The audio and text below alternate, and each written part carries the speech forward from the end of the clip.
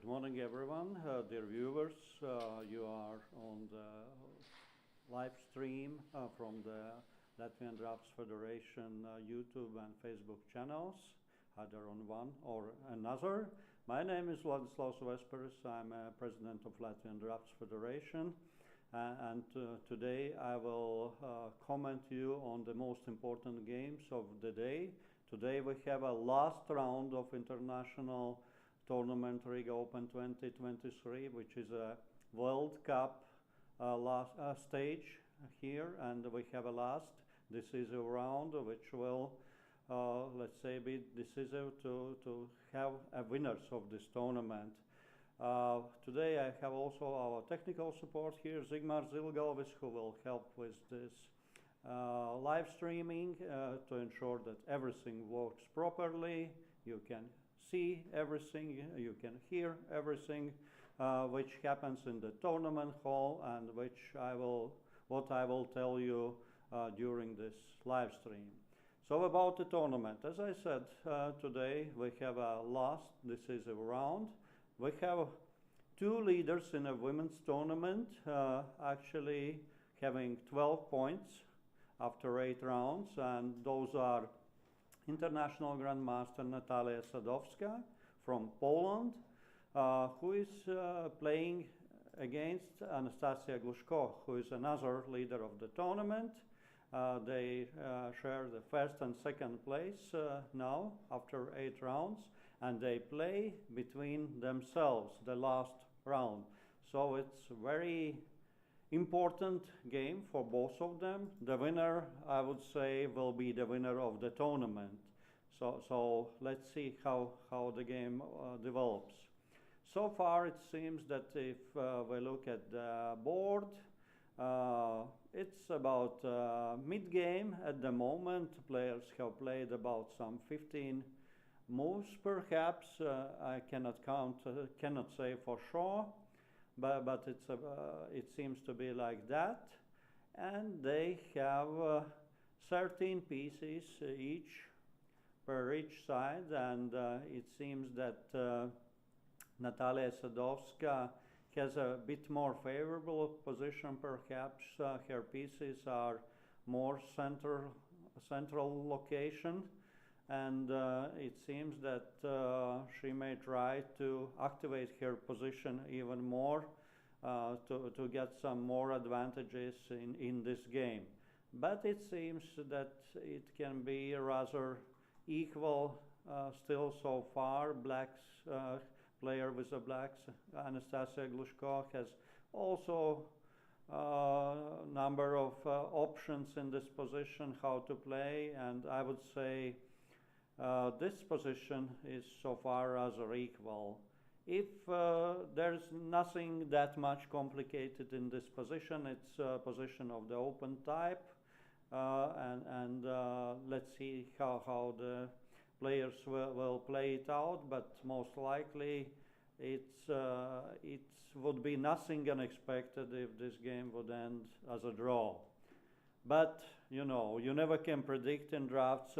People are making mistakes, people are choosing wrong plans, and then getting worse position, and then they can get lost with the position. There can be shortage of time as well, so everything will be clear just closer to the end game, I would say.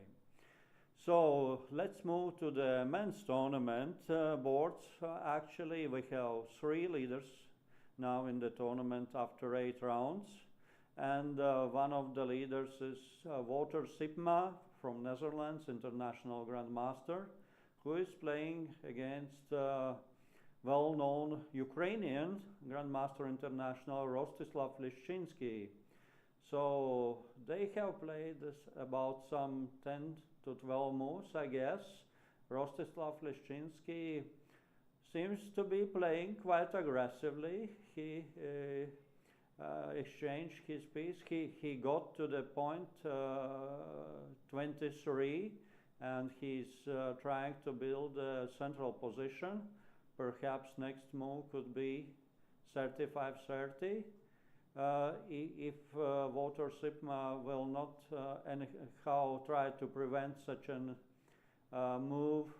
But it seems that Rostislav Leszczynski is trying to play actively against Walter Sipma.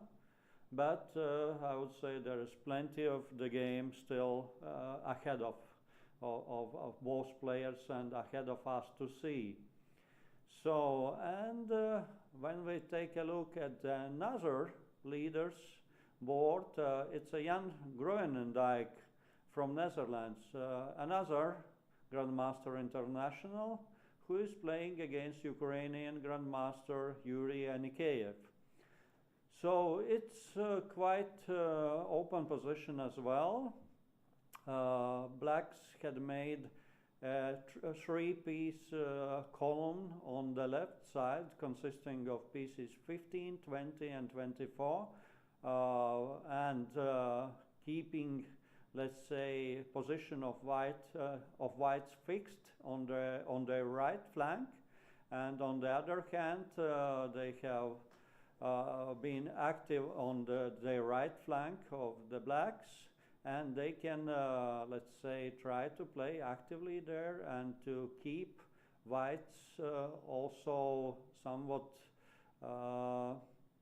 limited with good moves on their left flank. For instance, whites, if they would like to play 32-28 and try to exchange pieces either forward or backwards by 37 to 32, blacks would immediately probably play 17-22, exchange that piece, and exchange it and capture the piece to 21, and trying to play actively on this right flank. So whites would experience some difficulties of developing their left flank. So here as well, it seems that there is a lot of the game still ahead of us to see and for players to play. Position seems to be rather equal and playable from the both sides. So let us see what happens next. So,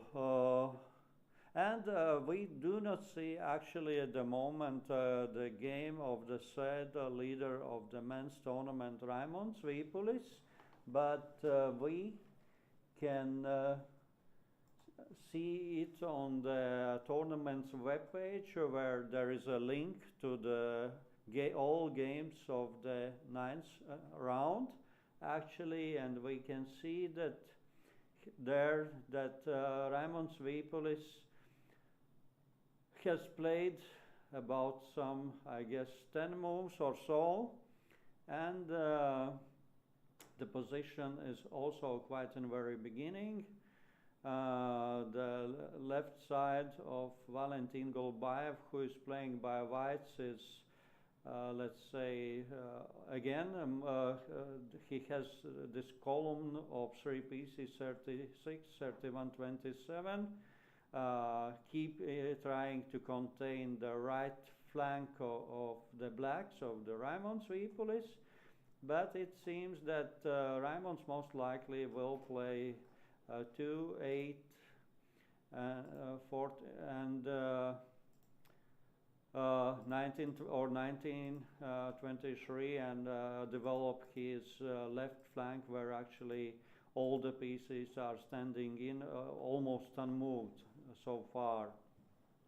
So I would say it will be the open position in this game, having a fight between the players for the center of the board, and there's a lot of game as well at the moment, which we will see. So at this very moment, I guess it's for small introduction, I will switch a little bit to Latvian. Dargie skatītāji, kuri jūs šodien sekojat līdz šodien Pasaules kausa posms simtlauciņu damretē Riga OPEN 2023 norisē. Šodien notiek pēdējā sacensību kārta. Un mums pašlaik situācija turnīrā ir tāda, ka vīriešu turnīrā, jeb Open turnīrā, ir 3 līderi ar 12 punktiem iegūtajiem pēc 8 kārtām. Un tātad pirmajā vietā šobrīd Nīderlandes lielmeistars Wolters Sipmā, otrā vietā pagaidām Jans Groenendijks, arī no Nīderlandes starptautiskais lielmeistars, un trešā vieta ir mūsu Raimondam Vīpulim, par ko mēs ļoti priecājamies un ceram, ka viņš trīniekā paliks arī pēc šīs spēļu kārtas un iespējams pat izcīnīs pirmo vietu. Jo viņa pretinieks šodien, ar kuru spēlēja Raimonds, ir relatīvi nedaudz vājāks nekā pretinieki, kuri ir tikuši pēdējā kārtā Janam Groenendijkam un Wolteram Sipmam. Līdz ar to ir labas cerības, ka Raimonds var parādīt labu spēli, uzvarēt un iespējams pat uzvarēt arī tādējādi šajā te turnīrā, savās mājās. Tad cieši seko šiem 3 spēlētājiem vēl 3 spēlētāji, tātad Rostislavs Ļeščinskis no Ukrainas, Jurijs Aņikējevs no Ukrainas, abi ir starptautiskie lielmeistari, un nedaudz kā pārsteigums ir Lietuvas pārstāvis Valentīns Golubājevs, kurš ir FMJD meistars, tātad viņš šobrīd augstajā 6. vietā arī ar 11 punktiem. No pārējiem Latvijas pārstāvjiem jāatzīmē, ka visaugstāk ir Ričards Osīts no Dobeles, kuram arī šobrīd ir 10 punkti, un vēl viņam seko Raimonds Millers un Klaus Norenbergs ar 9 punktiem. Sieviešu turnīrā situācija ir sekojoša, ka mums ir 2 līderes, Natālija Sadovska, pasaules ekščempione no Polijas, starptautiskā lielmeistara sievietēm, un Anastasija Gluško no Ukrainas, kur ir FMD meistarkandidāte, bet šajā turnīrā demonstrē ļoti labu un pārliecinošu spēli. Ne jau velti viņi ir arī šā turnīra vadībā un šobrīd 2. vietā. 3. vietā sieviešu turnīrā pašlaik ir Viktorija Matričko, Ukrainas starptautiskā meistare, kurai ir 11 punkti, šobrīd iegūti pēc 8 spēļu kārtām, un vēl 2 spēlētājām ir 11 punkti. Viena ir Ukrainas spēlētāja Aļona Korotke un Polijas spēlētāja Marta Bankovska, kura ir starptautiskā lielmeistara sievietēm. Jā, tātad viņa šobrīd turnīra 5. vietā. Un vēl viena Polijas pārstāve, Kataržina Stančuk, ir 6. vietā ar 10 punktiem, un veiksmes gadījumā var vēl mēģināt ielausties godalgoto 3 vietu trīniekā. Lūk, tāda ir šobrīd situācija turnīrā, kā jau minēju, tātad uz tiem 3 galdiņiem, ko mēs pašlaik varam skatīties tiešraidē, izskatās, ka spēles pozīcijas ir visai līdzvērtīgas.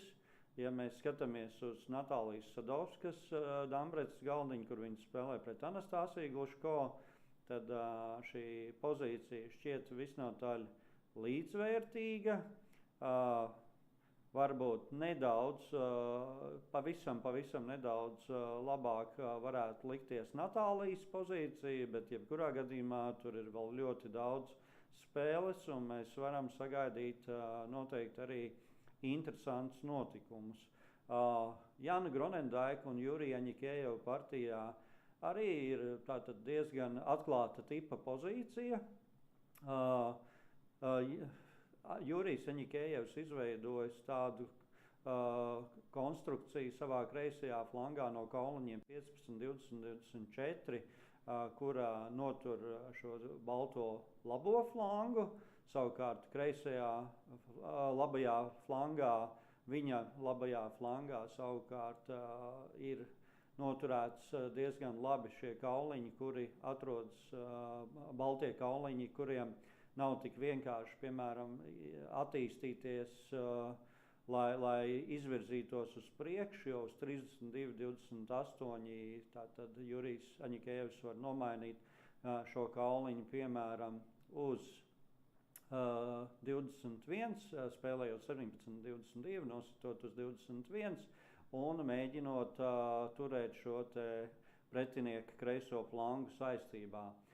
Savukārt trešā partija, ko mēs vērojam starp Nīderlandes lielmeistaru Sipmu, Volteru Sipmu un Rostislavu Ļeščinski, Ukrainas starptautisko lielmeistaru, šķiet, ka Ļeščinskis ir izvēlējies aktīvu spēles plānu, mēģinot nostiprināties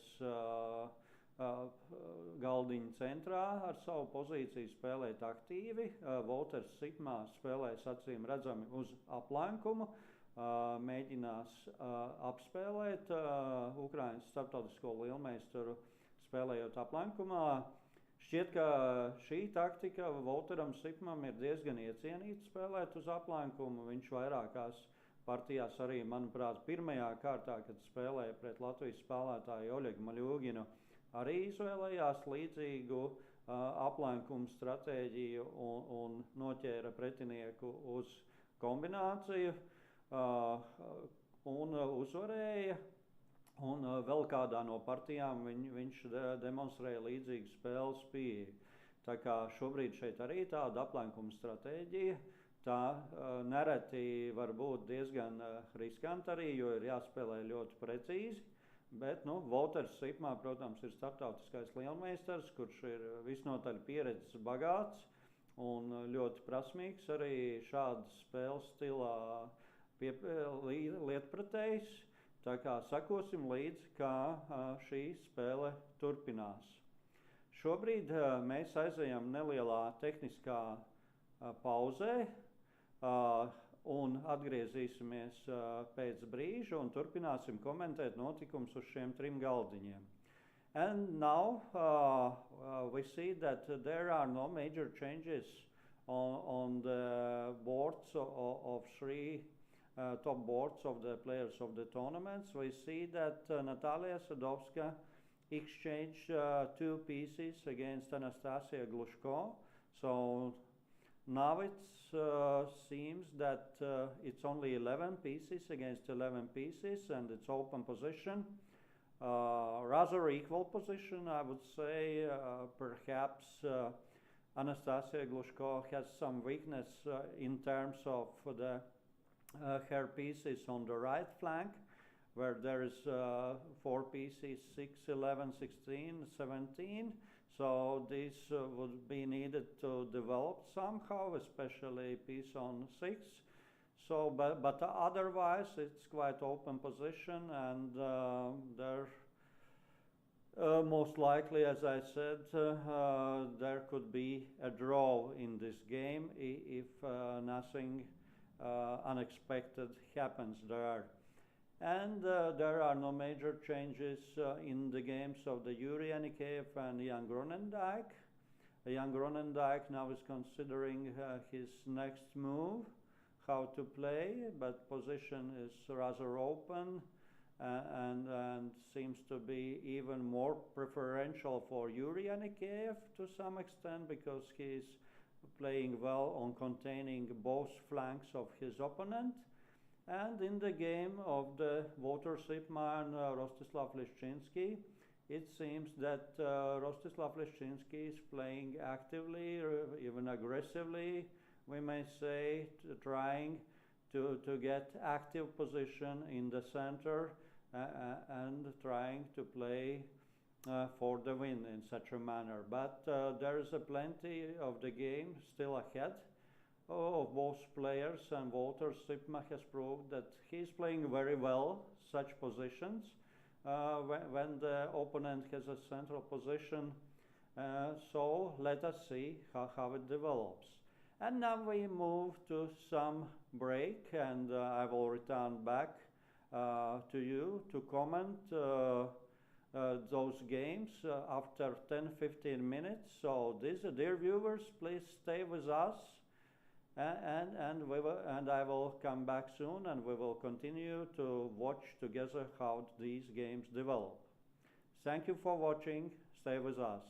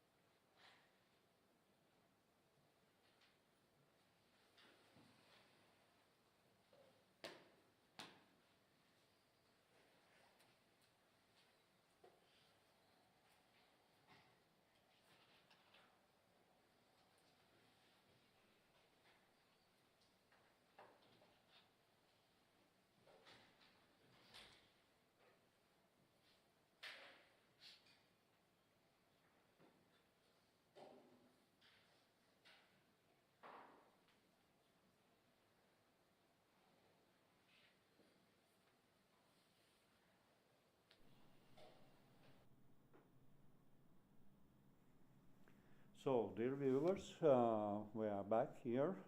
My name is Ladislaus Vesperis, and I will be with you today and will comment on the games of the top players of tournament Riga Open 2023. And my colleague Zigmārs Ilgalvis, who is assisting me from the technical point of view, that everything goes smoothly.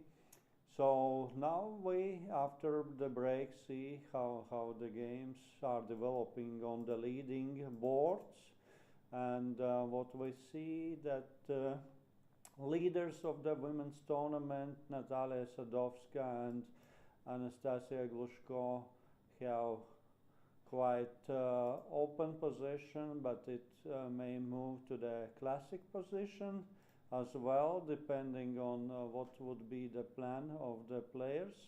It seems to me that Natalia might prefer classical position perhaps, which would seem to be more favorable for her. And therefore she moved her piece to 27 and built this typical for classical positions construction of pieces 37, 32, 27, trying to fix that right flank of her opponent. And let us see what the Anastasia Glushko may play right now. It's her move, and let us use the lead drafts to evaluate this position by the lead drafts program and what lead drafts would suggest. Actually, lead drafts considers that this position is equal for both players. It seems to be rather equal. So when lead drafts suggests to play 14 to 20, so after that Natalia would play 43, 38. Blacks would play 20, 24. Whites would play 33, 28. And blacks would play 11 to 23. For whites it's suggested to play 38, 33. And it seems that this position seems to be equal. There is possible to exchange. White capture two pieces as well, and then whites exchange the piece to 20, 23, and it seems that whites will have next move 35, 30 and 30, 24. Blacks go like this, and the whites move to the center.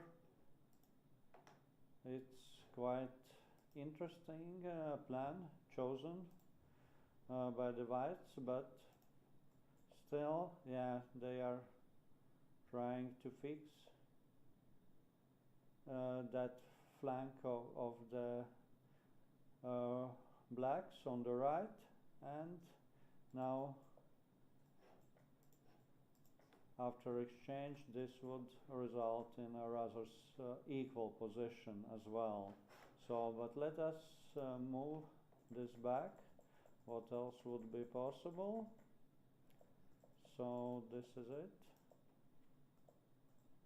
So in this position, yeah, it seems to be really equal, and 14 to 20 is suggested move for the blacks. So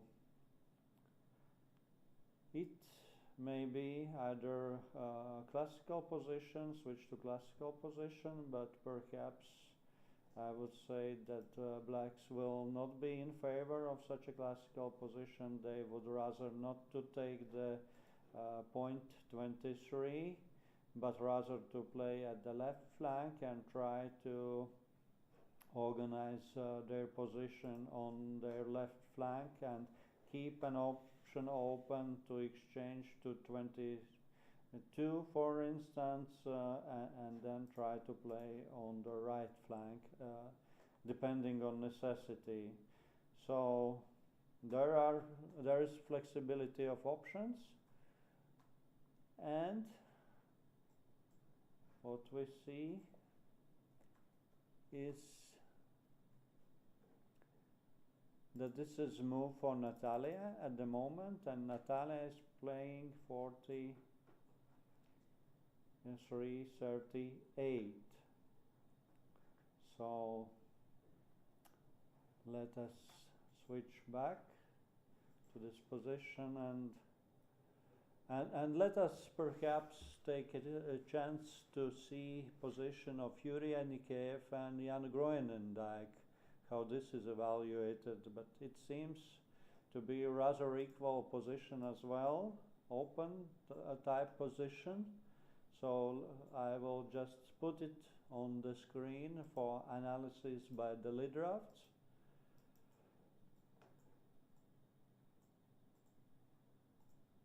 So black piece is here, like a column, and then white pieces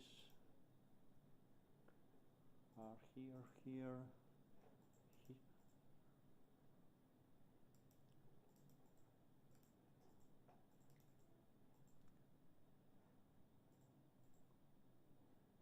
and here. So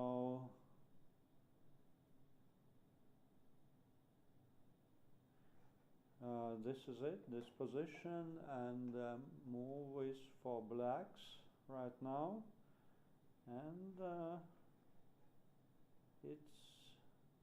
let's try to analyze what the LeadDrafts.org program would say about this. So it seems to be a rather equal position, and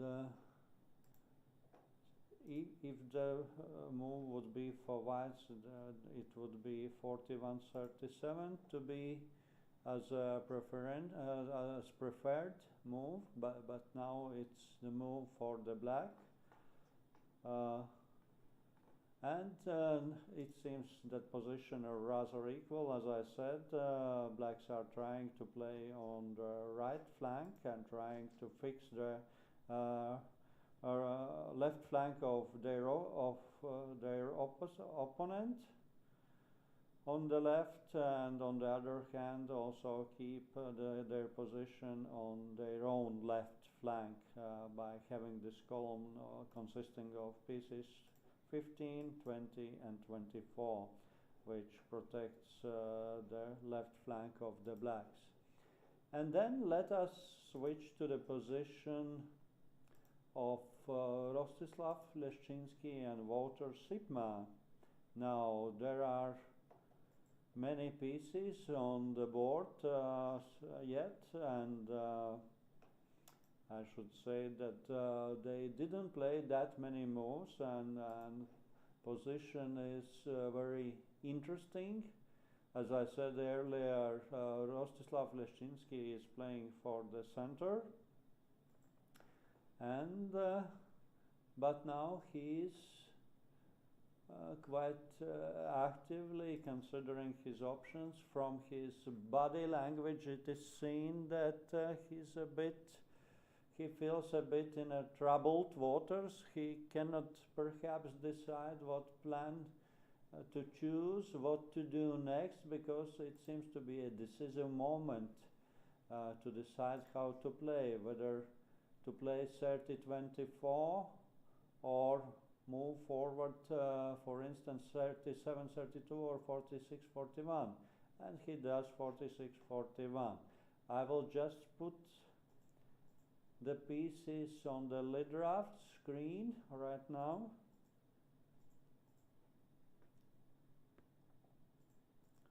So this is looking like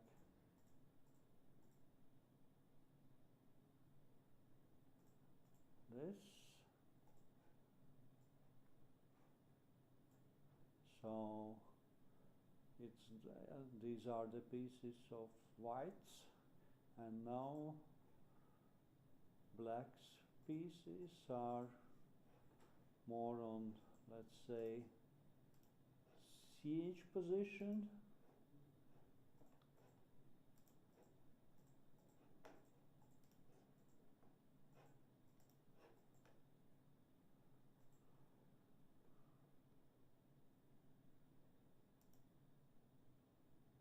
So this is it.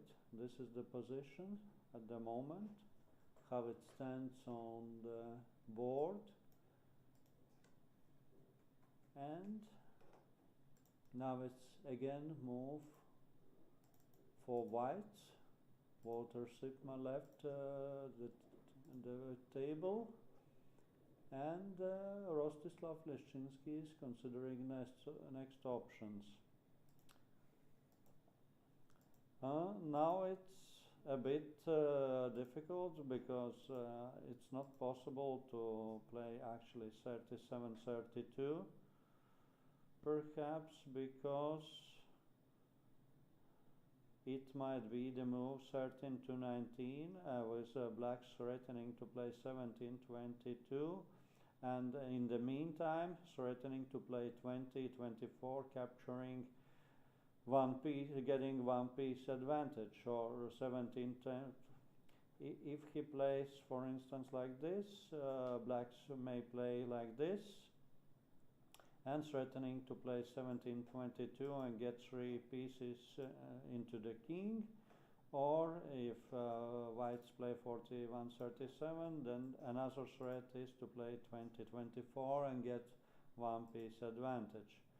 So what whites can do differently here is to play 29-24, but then it seems that blacks would capture the piece, and whites would capture the piece as well.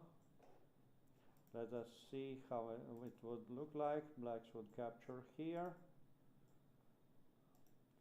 Whites would need capture here. Here. This piece. Blacks are capturing here and here. So, and now actually blacks have one piece more, and whites can either to play like this and continue to be in the center. So it's also possible. Other way around it would be a bit dangerous because blacks would take the piece here.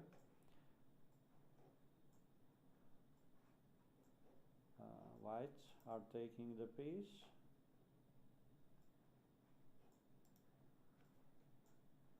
and in this position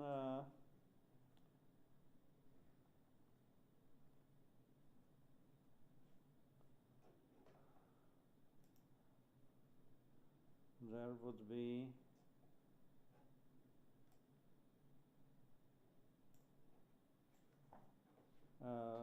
blacks would play like this, whites should capture this piece, and then blacks would play by this and threatening to attack this piece on 24, and meanwhile threatening to play 13 to 19, 4 to 9, and then 21 to 27 and get to the king.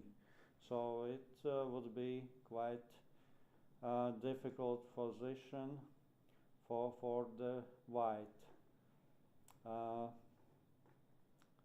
Let us take it back now. So let us put the position back right now. So there were a lot of exchanges. So this piece is here, this piece is here, here, here. So this is the position of the whites, and now let us move back the black pieces here, here, and here. So this is it, and whites are playing 37-32, just as I have said a minute ago. So let us try to analyze now this position. It's a move for black, for Walter Sipma. So let us see what the lead drafts org will do as an evaluation for this position. And actually, it seems that evaluation is absolutely position is as absolutely equal position. And Lidraft suggests to play 13-19, just as I have said, and then it would be a big exchange of pieces, and White shouldn't play after this exchange 39-33 to capture that piece because of those threats of combination which I was showing to you, but they rather should play 39-34 and capture that piece on 29 and then regain this advantage of one piece given to blacks, and then stay in the central position, and this game would continue. Still whites would have some sort of central position. But now the things are developing quickly, rather quickly. Both players have calculated this plan for the game as which I was mentioning. So Walter Sipma played 29-24. Actually, Rostislav Leszczynski played 29-24, and Walter Sipma took the piece, captured the piece. Whites are capturing the piece, and blacks are capturing the piece, and now it's time for Rostislav Leszczynski to capture the piece. So I would suggest that he captures 33-24, because other way around it might be problematic for him, because he may either lose the piece or get into that position which I have described just a couple of minutes ago, where there would be two threats of attacking piece on 24, white piece on 24, and meanwhile threatening to make a combination with giving three pieces and getting to the king on spot 46. So let us see actually how the Rostislav Leszczynski will handle this situation. Yeah, he plays exactly what I said. 33 captures to 24. So Walter Sipma captures the piece to 29, and Rostislav Leszczynski captures piece to 23. And now it's for Walter Sipma to decide whether to capture this piece on 30 in the beginning. Then Rostislav Leszczynski may capture the piece just to 29, and there would be no problem at all for him. He would have a very good central position without any threat from the blacks. But if the Walter Sipma chooses to capture that piece on spot 23, then actually Rostislav Leszczynski would play 39-34. But still, Lidraft suggests that Walter Sipma should capture that piece on 30 by moving from 25 to 34. So it's interesting why such a proposal. So perhaps it's an idea that later on Walter Sipma may have a plan to move piece from 4 to 9, 9 to 13, and then 13 to 19, and try to make links contain this central position of the whites, and threatening to exchange 17-22. So let us see how actually Walter Sipma would play. Either it would be open position without any, let's say, containing central pieces. It would be very open position, or he will decide to capture first this piece on spot 30, and then have will play for trying to siege this central position, to have it like this, and then 4 to 9. Whites would play 41-37, blacks would play here, whites would exchange the piece and capture forward, and now blacks can play like this, 13 to 19, and threatening to move next, to make next move 17 to 22. Therefore whites have to play like this, 32-27, so they prevent losing the pieces, and blacks would play like this, and then whites would go for exchange of the pieces. Black should capture like this, whites capture back, and it seems to be a rather simple open type position, which could be easily played to a draw, because we know that both players are strong international grandmasters, so it seems that this position wouldn't be such as any one of them would be able to exploit some advantages. So it seems that it's absolutely equal position here. So let us move back now to see what actually Walter Sipma will do in this position, how he will play this position, what the plan he will choose. So it's quite substantial moment in this game.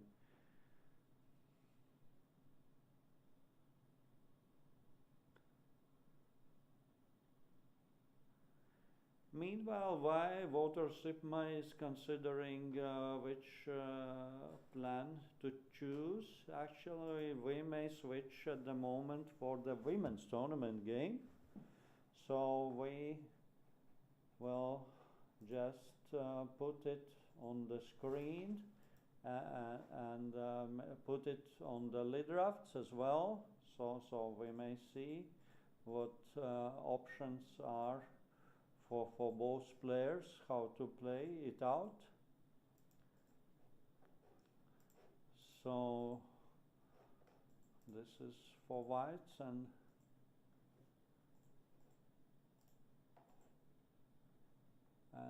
these are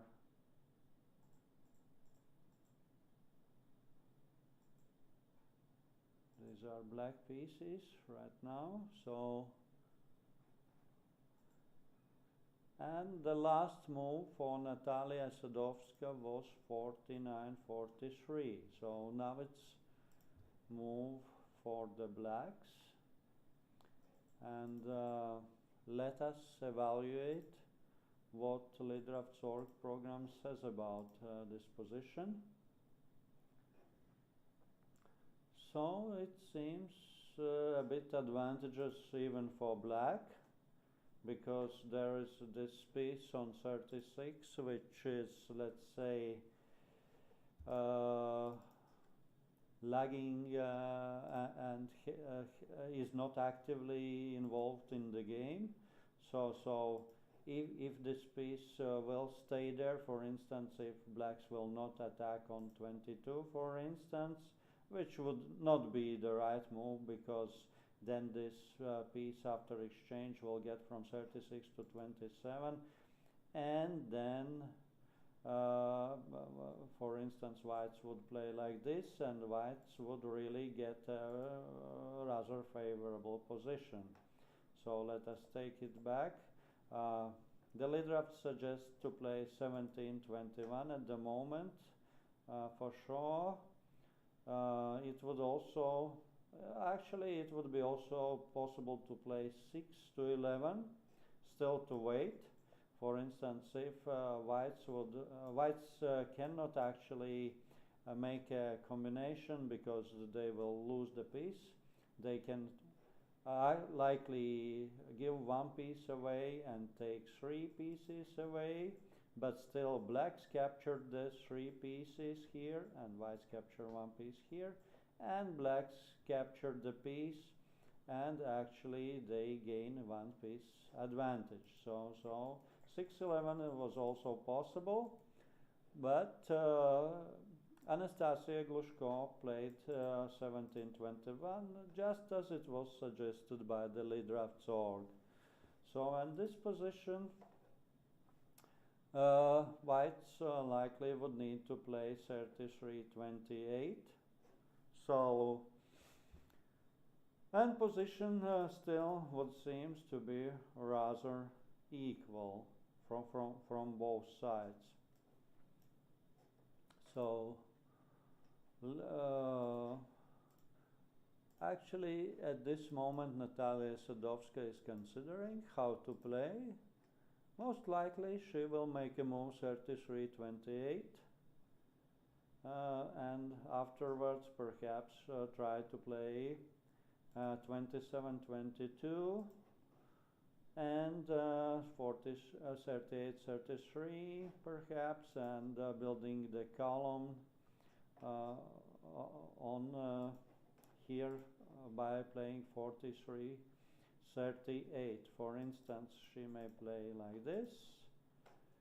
If the blacks play like this, whites would play this here, here, and blacks would need to play actually if they play here.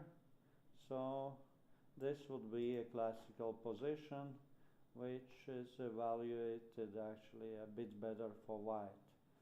Let us move back right now.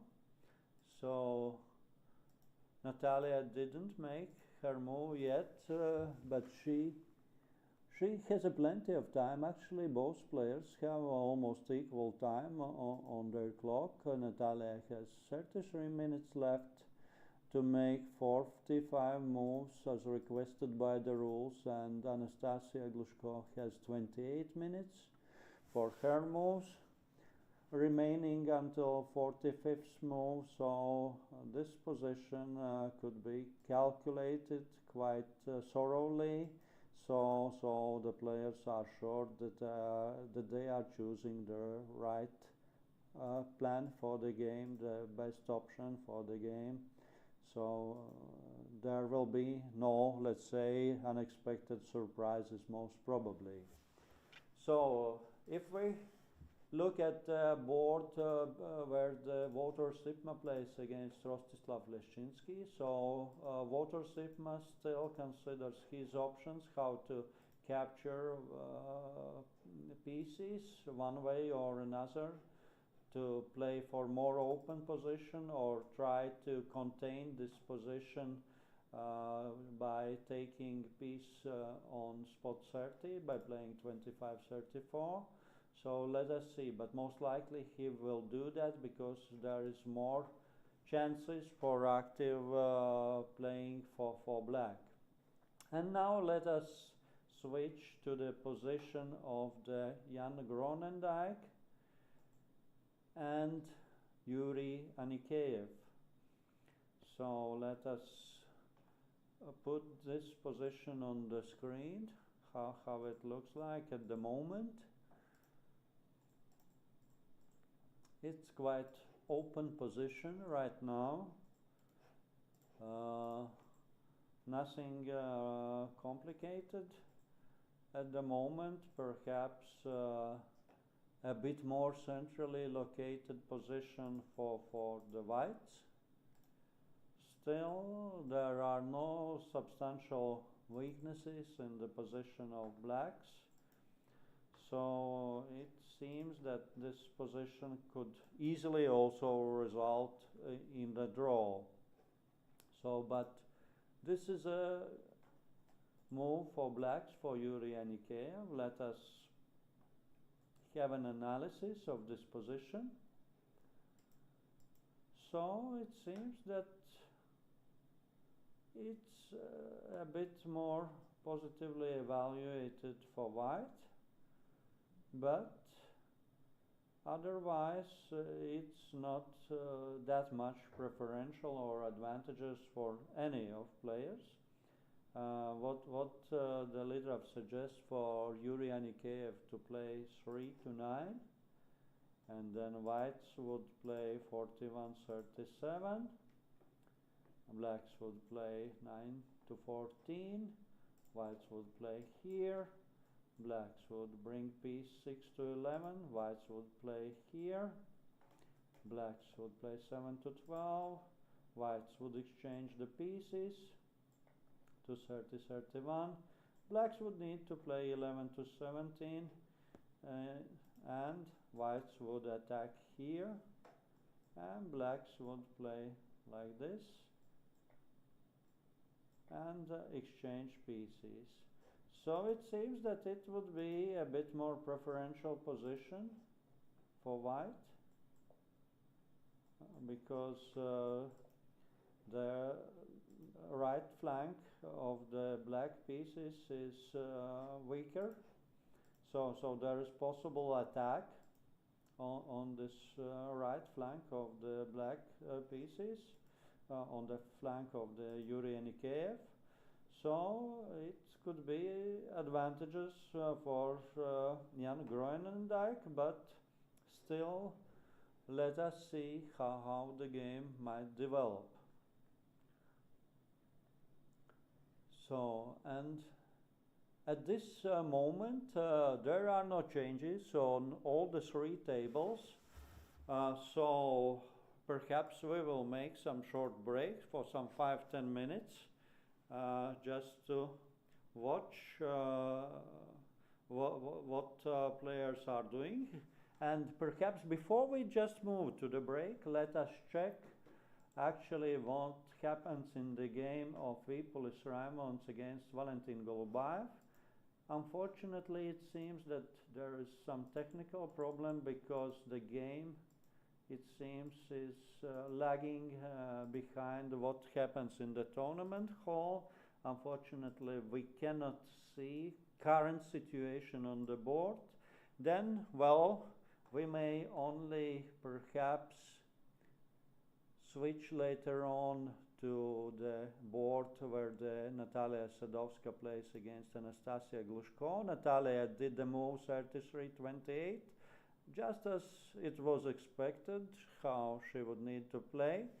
So we will make a short break for some 5-10 minutes right now, and then I will return back to you and we will continue watching. Cienījamie skatītāji, šobrīd situācija ir tāda, ka spēlētāji uz visiem 3 galdiņiem, ko mēs rādam pašlaik tiešraidē, ir iegrimuši pārdomās par turpmāko spēles gaitu, meklē spēles plānu. Anastasija Gluško pie pirmā sieviešu galdiņa šobrīd skatās, kā spēlēt pret Natāliju Sadovsku, pasaules čempionu. Pozīcija šķiet visai līdzīga, bet protams, melnajiem ir par ko padomāt šajā pozīcijā, jo balto pozīcija šķiet fleksiblāka un vairāk tempu ir tieši melnajiem, kas klasiskā pozīcijā nebūtu vēlams. Savukārt pie galdiņa, kur spēlē Jans Groenendijks pret Juriju Anikejevu, ir visai atklāta pozīcija, šķiet diezgan līdzvērtīga, kur varētu beigties ar neizšķirtu. Interesantāka pozīcija šķiet ir tieši uz galdiņa, kur spēlē līderis Walters Sipmā ar Ukrainas lielmeistaru Rostislavu Ļeščīnski. Šobrīd Walters Sipmā domā jau kādas 15 minūtes un ir 2 izvēles, kā nosist kauliņu, un no tā ir atkarīgs arī spēles plāns, vai pozīcija būs atklāta tipā, kur ir grūtāk sasaistīt pretinieku centru, vai sis šobrīd kauliņu 25-34, kad Ļeščīnskim būs jāsit no 40 uz 29, lai aizsargātu otru kauliņu, kurš šobrīd ir zem sitiena. Un tad turpmākais spēles plāns Walteram Sipmam būtu vilkt kauliņu no 4 uz 9, uz 13 un tad uz 19 un tad apdraudēt, sasaistīt šo centrālo balto pozīciju un draudēt to uzspridzināt ar gājienu 17-22. Un baltajiem tur būtu jāspēlē diezgan uzmanīgi, lai nepakļautu sevi tiešām riskam, ka šī balto centrālā pozīcija tiek aplenkta un uzspridzināta no labā flanga. Bet šobrīd, kamēr spēlētāji ir iegrimuši pārdomās par turpmāko spēles gaitu, ejam nelielā pārtraukumā, pēc 5-10 minūtēm es atgriezīšos un turpināsim skatīties šīs spēles. Palieciet ar mums, sekojam partiju gaitām. So now it's a 5 to 10 minutes break. Stay with us and we will continue soon to watch the games and to comment on them.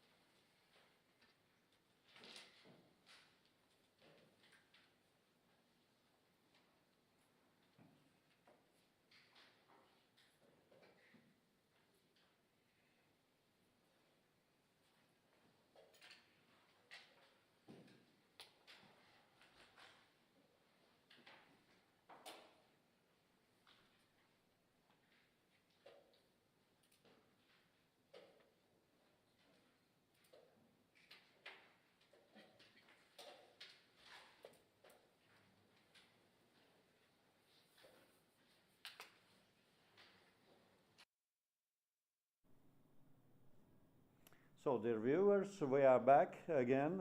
We are watching now 3 games between leaders of the tournaments. And first of all, I will switch to the game between Natalia Sadovska, Polish Grandmaster, and Ukrainian player Anastasia Glushko. I will remind you that these players are the leaders of the tournament after 8 rounds, having 12 points each, and their game will be decisive, who will be the winner of the tournament and what the medalists of the tournament will be. So it's a very important match between them. And actually this is an open position still. Anastasia Glushko decided not to go for classical position. He played 18-22 and there was exchange of 1 piece. And Natalia moved after that 30-28. Anastasia played 6-11 and Natalia played 37-32, bringing her pieces to the center. And it could be that the next move could be 36-31 to do exchange and then try to play on the left flank. So let us see what will be the plan for Anastasia, how she will play right now. I would assume that she may play 11-17 for instance, and if there is an exchange of pieces 36-31, then afterwards she may play 12-18 and threaten to exchange the pieces. Natalia would play 38-33. And then it would be possible either to move 19-24 and later on 14-19 and exchange to 22, for instance, or play a classical position. So there is still a lot of flexibility for blacks how to play this position, as well as for whites. And let us analyze actually what the computer says, Leadrafts.org program, what it says about this position with the move for the black. So let us analyze. It seems to be rather equal position, as we may see. So it's 0.2 points of advantage.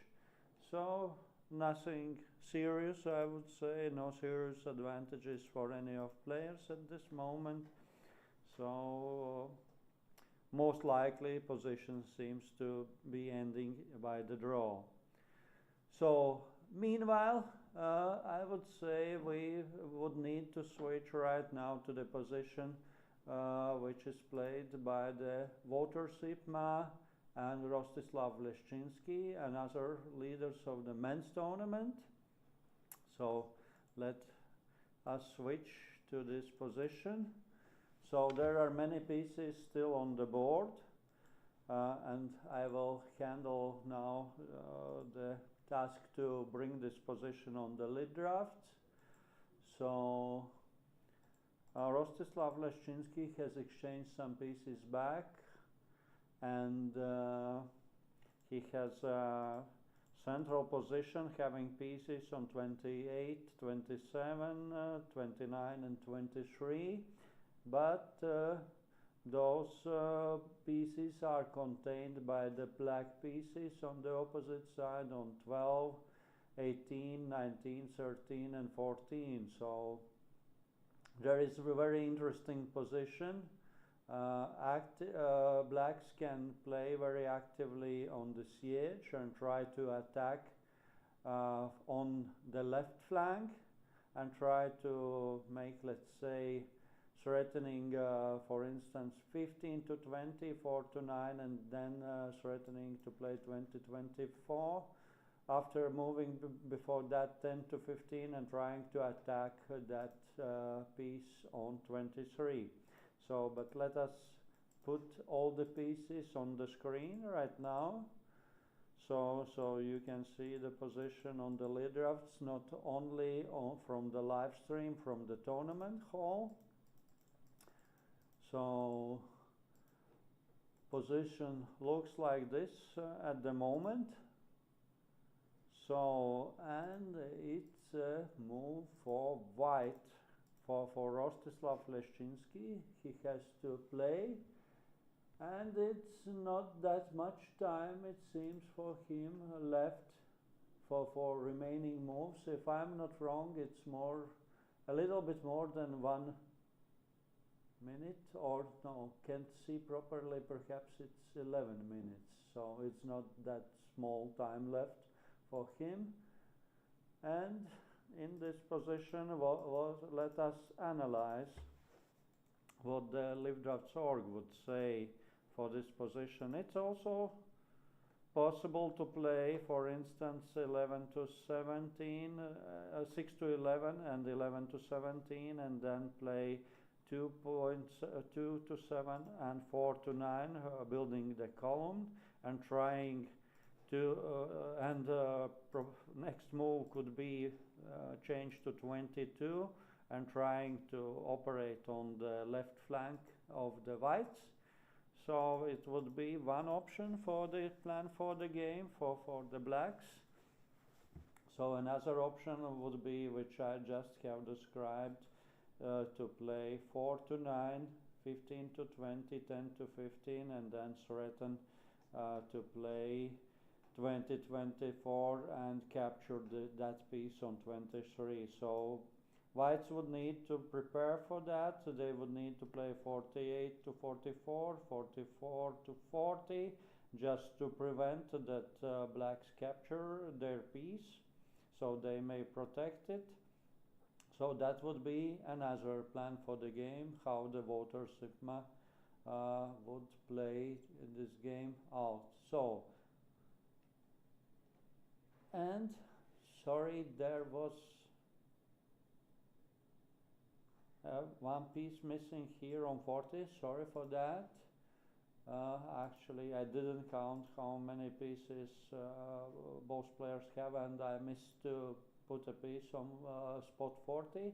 And actually, what Rostislav Leszczynski did, he did such an awaiting move, letting voter Sigma, pressuring voter Sigma to decide on what plan for the game he will choose. So Rostislav Leszczynski is moving 49 to 44, awaiting for any of the options which would voter Sigma take. So strengthening his right flank, and meanwhile he would able to play next move, for instance 40 35, 35 30, and bring a piece from 44 to 40 and 35. So to prevent this attack which I described just a couple of minutes ago, that blacks would play 4 to 9 and 15 to 20 and 10 to 15 and then attack 20 24. So voter Sigma now played 4 to 9, so he chose the plan most likely. He actually still have a choice between those two plans, whether to play 15-20 next move or to play 6-11 and 11-17 and then to spot 7. So still he has an options how to play, and now it's Rostislav Leszczynski to decide how to play further on. And now it's also an option actually for voter Sigma to play next move 19 to 24 and exchanging pieces and trying to continue to attack that piece on 23. So most likely that would be a plan for voter Sigma, what he has chosen for the moment. So let us see whether he will go that way.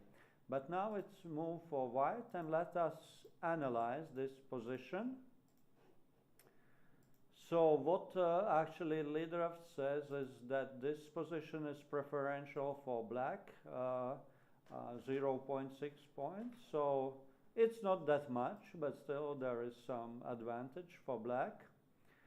So Walter Sipma perhaps feel more comfortable in this position because he has various options of playing this position out, but whites are, let's say, like got into the chain in this central position, so they are not that much flexible on how to play this position out. So Walter Sipma has some advantage in this position and some more flexibility of the choosing what game plan he would prefer. So let us take a look on the other boards, what happens there. So let us see the game between Jan Groenendijk and Yuri Anikeev. There are actually 8 pieces left for each of the players at the moment. Let us put it on the screen right now, how it looks like. So Jan Groenendijk, I will remind you, plays with the white pieces, and let us see how this position is to be evaluated by the lead drafts. From my perspective, it seems rather equal. Perhaps it's a bit preferential perhaps for white, because whites have got more tempos in this position and they may have more chances for attacking at the moment. For instance, if blacks would play 15 to 20, whites can immediately play 34, 29 and get to the central position. So, but still, it seems that it's not sufficient to get some substantial advantage in this position. Let us put black pieces on the screen as well. So, and let us have an analysis of lead drafts for this position. So this is it. So it's 8 pieces against 8 pieces, both for blacks and for whites. And now it's move for white. And let us analyze how lead drafts evaluates this position. Lead draft says that this position is 0.5 points advantages for whites. That's what actually I was meaning, saying that whites have more tempos collected and they are more, they have more advanced on the board in terms of getting to the row for the kings. But still, there is, let's say, no substantial weaknesses in the position of blacks. Sorry. So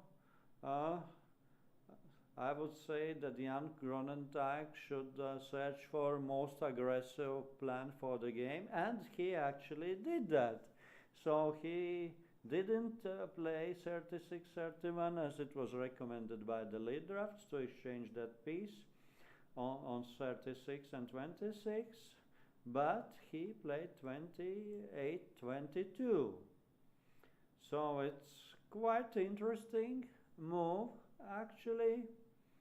So, and what are the options right now? Let us see and let us consider what Yuri Anikeev may do after having such a move from his opponent. I would say that most likely I would play perhaps 6-11. But no, it wouldn't be possible actually, because it's a threat to attack that piece on 24, so 6-11 will not be possible unfortunately. So it means that yes, Jan Groenendijk found actually a very good move, trying to be aggressive in this position, and he will try to attack. he may attack by the next move by moving 34 to 30, and then there will be no good options for blacks if they play, for instance, 15 to 20. So this option, in this case, blacks would lose the piece. So the most convenient option perhaps for blacks is either to play 16, 21 and exchange pieces in the moment, or play 18-23 as it is recommended by the live drafts at this moment. So let us see what Yuri Anikiev will choose as a game plan, either that thing what was recommended by the lead drafts, or to play 16-21 and exchange the pieces. So it's, yeah, both options seems to be possible at the moment, but it seems that 18 to 23 could be more favorable.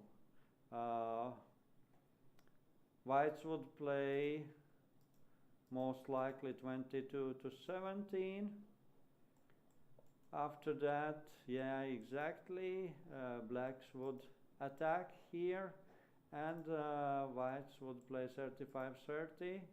Blacks would capture 2 pieces, and whites would capture 2 pieces as well, but it seems that it would be, of course, more preferential position for the whites, but not yet clear whether the whites would be able to win this position, but there would be some chances, of course.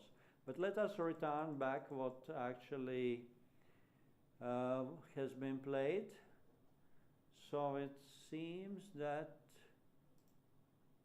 actually Yuri Anikiev resorted to the option which I was advising to play. So he, not that option that lead drafts offered. So he played 16-21 and exchange of the piece, and Jan Gronendijk played 42-37. So, and now it's advised by lead drafts to play 15-20. So yeah, I would definitely also advise that move for Yuri Anikiev, most likely because it seems that as soon as you get the spot on 25, as better perhaps. Still you can wait. Of course you can play also 3-8 for instance, and then 8-12 and 12-18. And that's actually what Yuri Anikiev is going to do. He plays 3-8, not 15-20 as it was recommended by the lead drafts.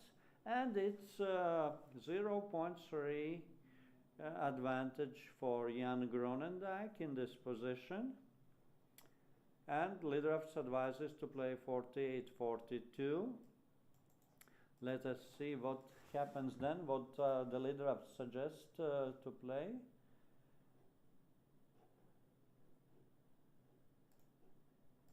Let us check.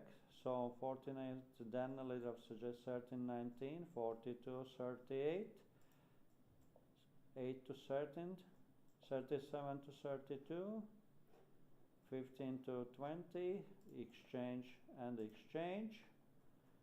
So whites would not move, for instance, 16-11, because then would be possible 19-23 and 23-28, and threatening to capture either 2 pieces or 1. Or in this position, actually, 16-11 loses simply because whites can move 20-25. Whites take the piece and blacks give the piece, and then blacks collect 4 pieces in a row. So 16-11 is not possible at the moment. So whites should play 38-32. Blacks would play 20-25. Whites would play like this, and blacks would sacrifice the piece. give one more piece and take through 3 pieces to the 28. And whites play like this. Blacks play here, whites play here, and blacks attack that piece. Whites should move there. Blacks give piece away, and whites take this piece.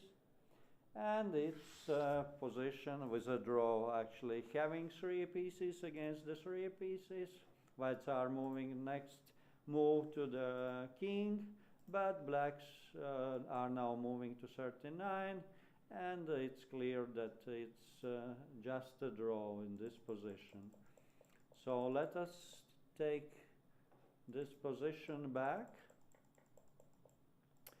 What may happen now? So actually, yeah, Jan Gronendijk is considering how to play this position. So we are standing here, and probably he has calculated this option which we just showed on the lead drafts, how he may play. Oh, actually this is the move for the blacks, sorry. I was mistaken, it's a move for the blacks, so blacks have to move, and now it's recommended by the lead drafts to move 13 to 19. So let us see what Yuri Anikeyev will do.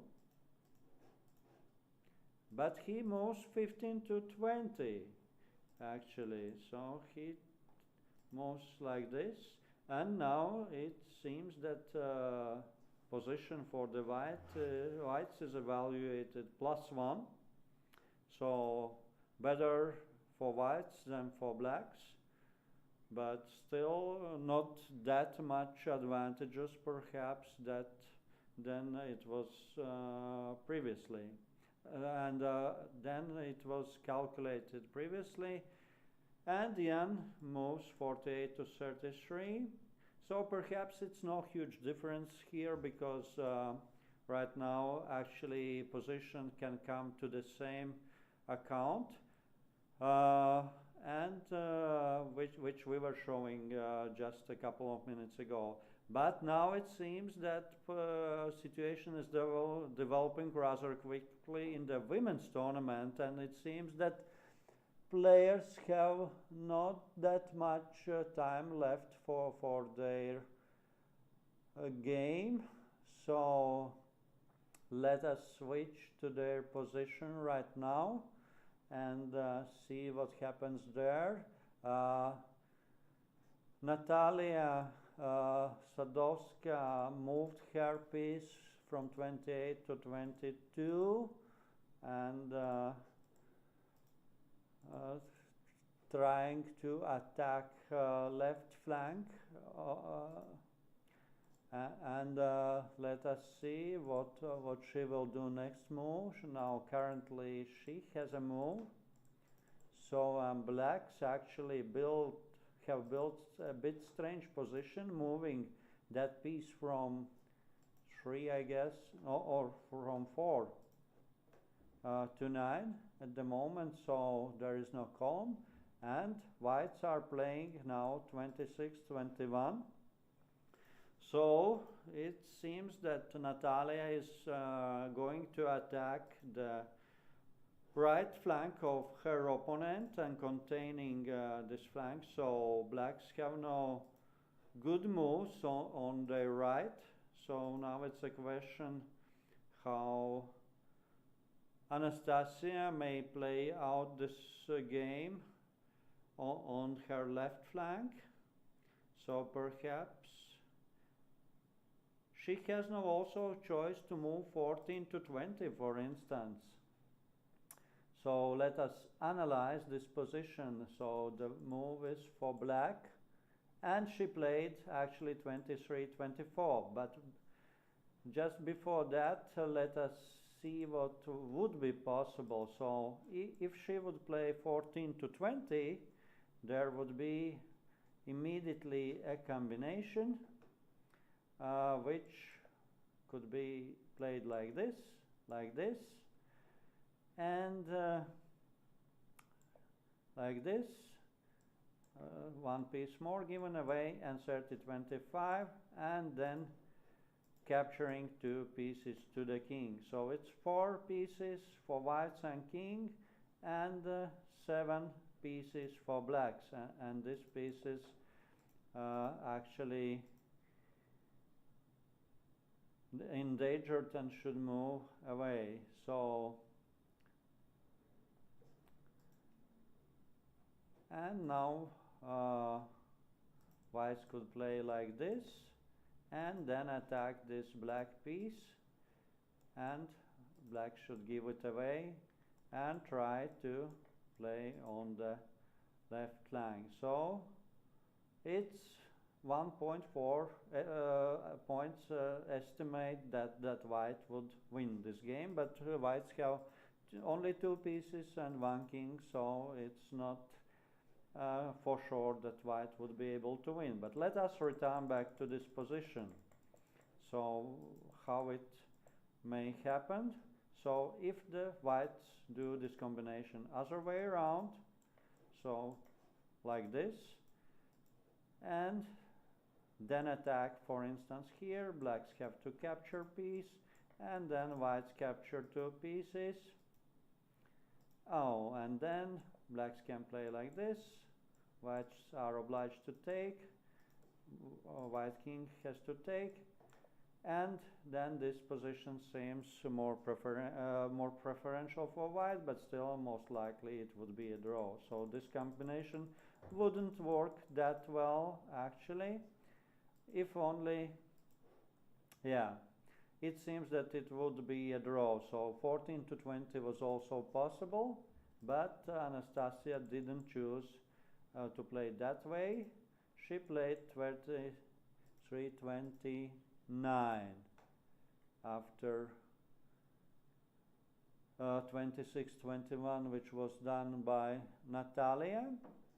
So, and it's now move for Natalia, and she considers an options how to play, and the lead draft suggests that 30-25 would be needed, because now there is the threat either to attack 29-34, and then the blacks would be able to get piece 19-23 and restructure their position, and it would be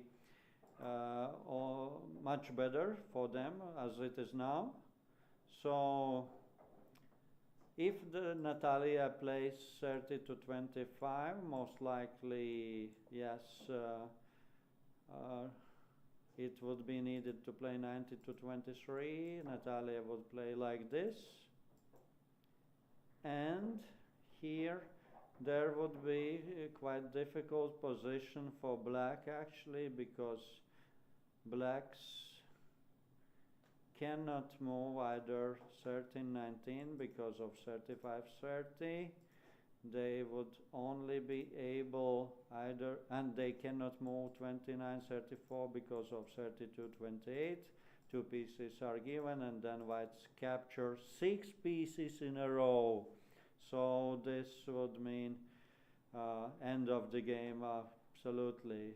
So the lead drafts advises to play 24-30, and it seems that it's also seems losing the piece.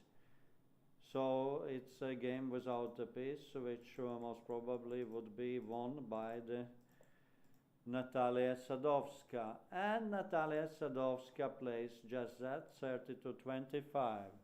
So let us see what happens. Now it's decisive moment, I would suggest, in this position. Anastasia plays 19-23. So what Natalia will do in this moment? It's a very decisive moment in this game between 2 leaders of the tournament. So how this game will be played out will decide who is the winner of our tournament today. Because if Natalia is winning this position, and it seems very advantageous for her, because lead draft shows 2.4 actually points of advantage for her. So it seems that Natalia may be a winner of this game and also of this tournament, but let us not hurry too much. Let the players play and let us see what happens in the game. So Natalia is thinking over her options. He has only 20 seconds actually on her clock. She has to decide what to do. What to do. And she didn't play 39-33, she played 48-42. And now she has a bit more. And that was the last move. What a situation, actually. That was the last 45th move she had to do, and perhaps this move may have decided everything in this game. So she moved 48-42, and it seems that that was the mistake, because Lidrav's analysis showed that there is no more advantage for Natalia Sadovska. Position is described as equal because it's just 0.1 points. So 39-33 would be most likely winning move for Natalia Sadovska in this situation. And this was exactly the 45th move, and having 20 seconds on her clock left to decide what to do. So perhaps this shortage of time was really decisive for Natalia this time to win this game. But still, the game is not over. The game should be played further on, and Lidrav's advised to play 14 to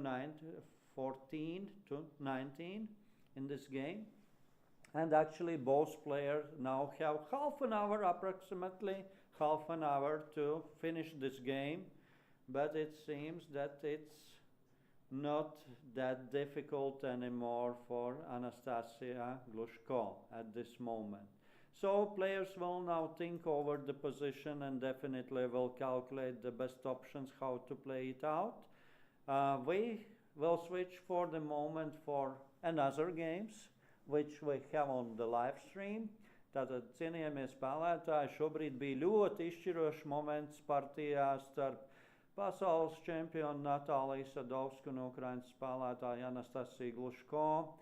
Natālija nospēlēja 45. gājienu 48-42, un šai brīdī vajadzēja spēlēt 39-33, un praktiski tad Ukrainas spēlētājai nebūtu gandrīz neviena laba gājiena, kā turpināt šo spēli, bet Natālija tomēr izvēlējās 48-42 ar domu, ka šo kauliņu aizvirzīt līdz lauciņam 26 un apdraudēt melno kauliņu spēlētājs Anastasijas labo flangu, kur ir tikai 2 kauliņi šobrīd, un līdz ar to ir nepieciešams šo flangu aizsargāt. Bet tagad paskatīsimies citas partijas, kuras spēlē vīriešu turnīru līderi. So now we will switch to the men's tournament and we'll look at the games.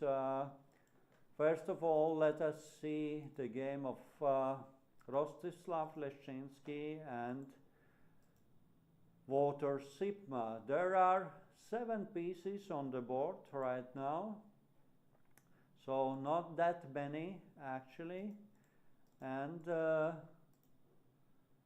this seems to be more active position for black, of course, because they are in the center of the board. And they have these pieces on 28 and 22 and 70 in a column of the pieces, and then they have pieces here. So this is the position, and it was the move for white, and Rostislav Leszczynski just has moved 42-37. So it's now move for the blacks. And let us evaluate what is this position, what the Lidrav says. From my point of view, it would seem that it's rather preferential for black, but at this current moment, blacks have to play most likely 8 to 13 to defend their piece on 28, because whites may attack immediately, for instance, 38, 32. So most likely blacks will play either 8 to 30 or 9 to 30, but I would suggest rather 8 13, because it's better to keep your left flank stronger for the blacks. So it's not that many pieces there, but still there are opportunities to play this position. For instance, if there is 8 to 13, whites may play 37 to 31 and threaten to play by the next move 31-27, and then blacks would need to play 16 to 21. Whites would exchange the piece. Blacks would play 21-27, and whites would play 42-38 and contain this position of the blacks, and try to play actively on the right flank of their position. So it would be quite, let's say, equal position perhaps after that, but let us see what the Leadrafts.org is telling us about that.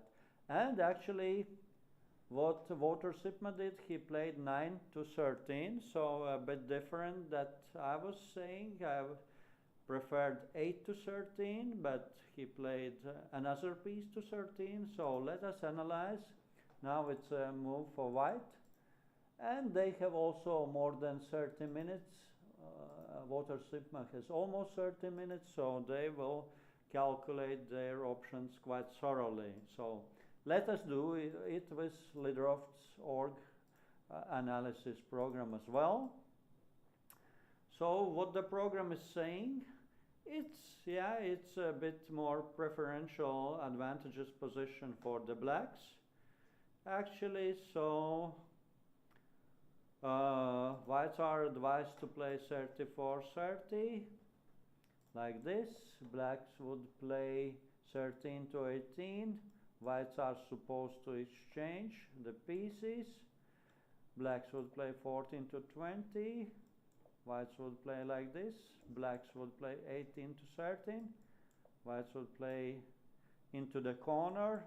Black need to move here, and whites would give piece away and run for the king. And blacks would play like this. Whites here, blacks attack here. Exchange of the pieces. Blacks capture here, whites capture here, and blacks go for the king. And it would seem that this endgame is a bit preferential for black still, but most likely it would be a draw. So that would be one plan for the game. But let us see what Rostislav Leszczynski will consider as the most preferred option for him.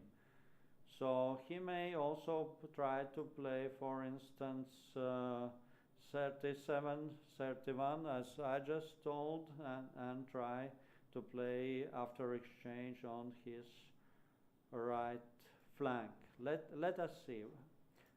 Let us analyze this option. So 16 to 21, 38 to 32, exchange of pieces, taking back, playing here, and actually this is even better position for the white, I would assume. So this option would be most likely preferred by the Rostislav Leszczynski, and actually this is it. He does what I just have said. He played just that. So 37-31, 16 to 21, exchange of the pieces. So the capture one piece, white capture of the black piece, and Let's now see what the water Sipma will do in this position. So it seems to be quite comfortable position for the white, no advantages for any of the players. It seems to that this game might end by the draw quite easily. Rostislav Leszczynski found the best way how to play this position out, it seems. So he leaves from the table. He seems rather satisfied how he played this out, and he doesn't seem to be stressful about the result of the game. So let us see what Walter Sipma will do. So, and let us then switch now to the board of the Jan Gronendijk and Yuri Anikeyev at this moment. So this is position of 5 pieces against 5 pieces. So not a lot of game to play still, but still there could be some chances for white, because blacks have this piece remaining on spot 6, and they have those pieces here. So let us think over the position. It seems to be a bit more difficult position for black, because how they can play, most likely it seems that it's more for Jan Gronendijk at this moment, and let us see how he would play the best option. From my perspective, perhaps the best option would be to play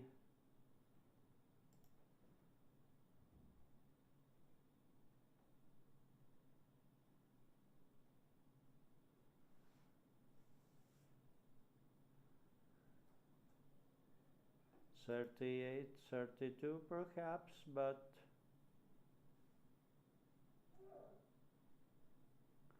or 33, 28 could be also an option, trying to get the center and then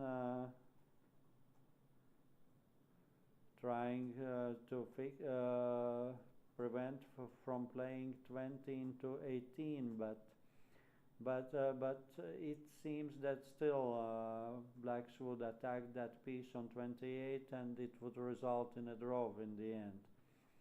So perhaps the best move could be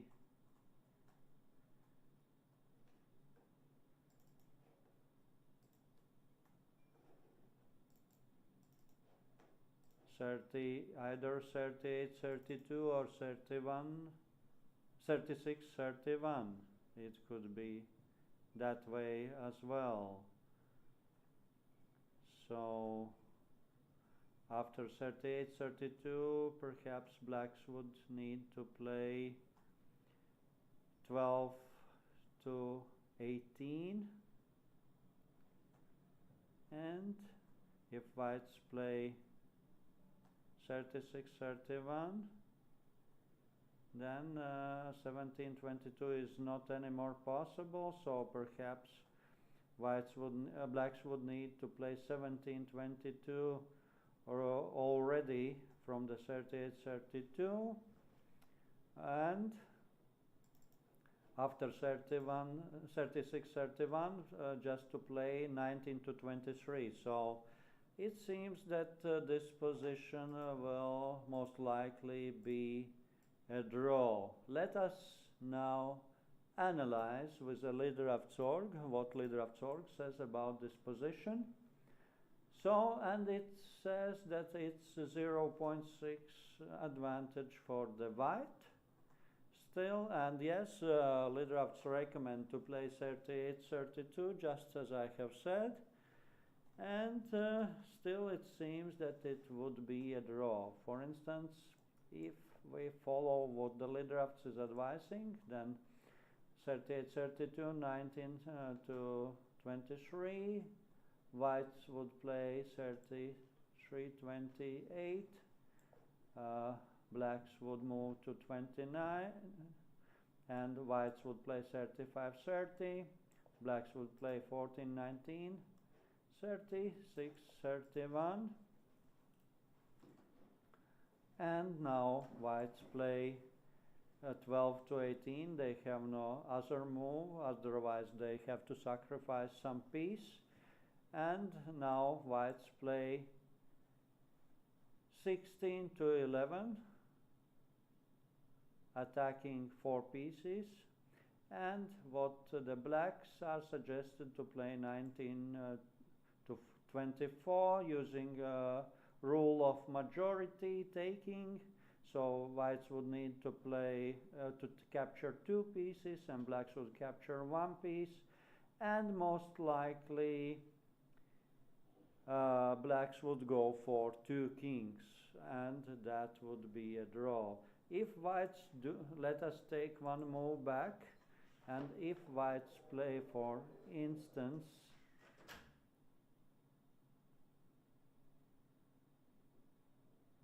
some other move, so 31-27 or 32-27, so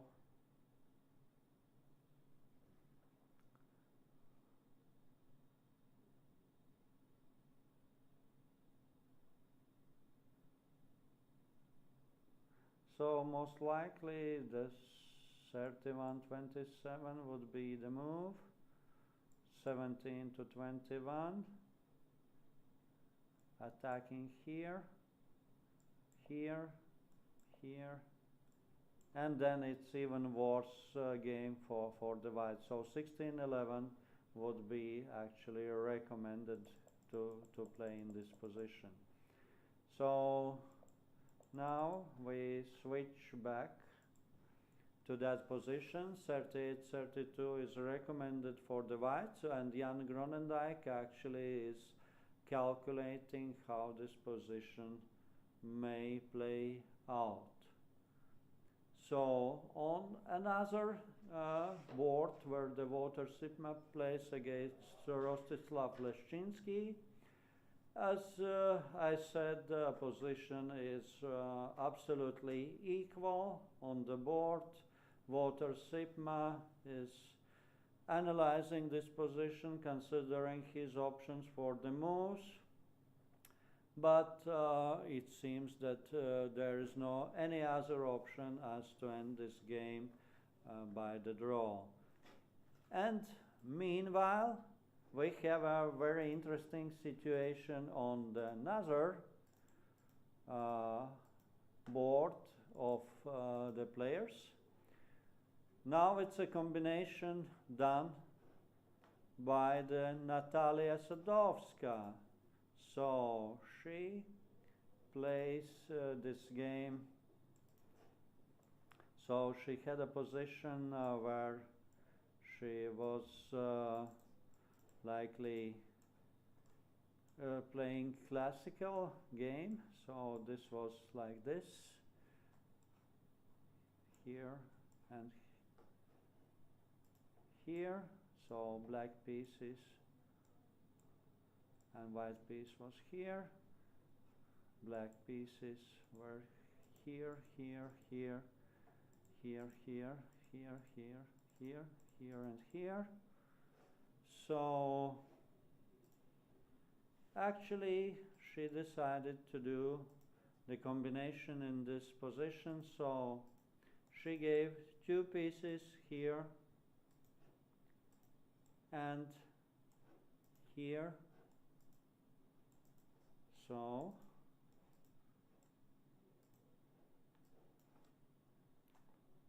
gave 1 more piece back here, has moved now 39-33. Oh, sorry, this piece isn't here. And now blacks captured the piece,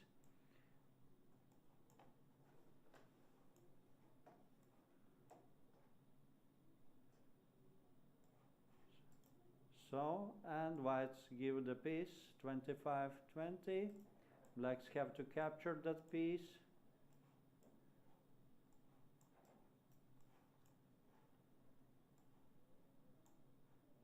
So, and blacks capture to the king.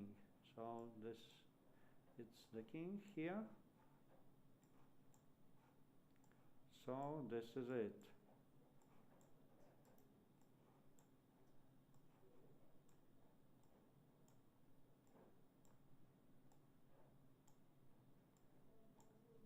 So this is a position how it looks right now on the board. So there is a king and 3 white pieces against the 6 pieces of the black. So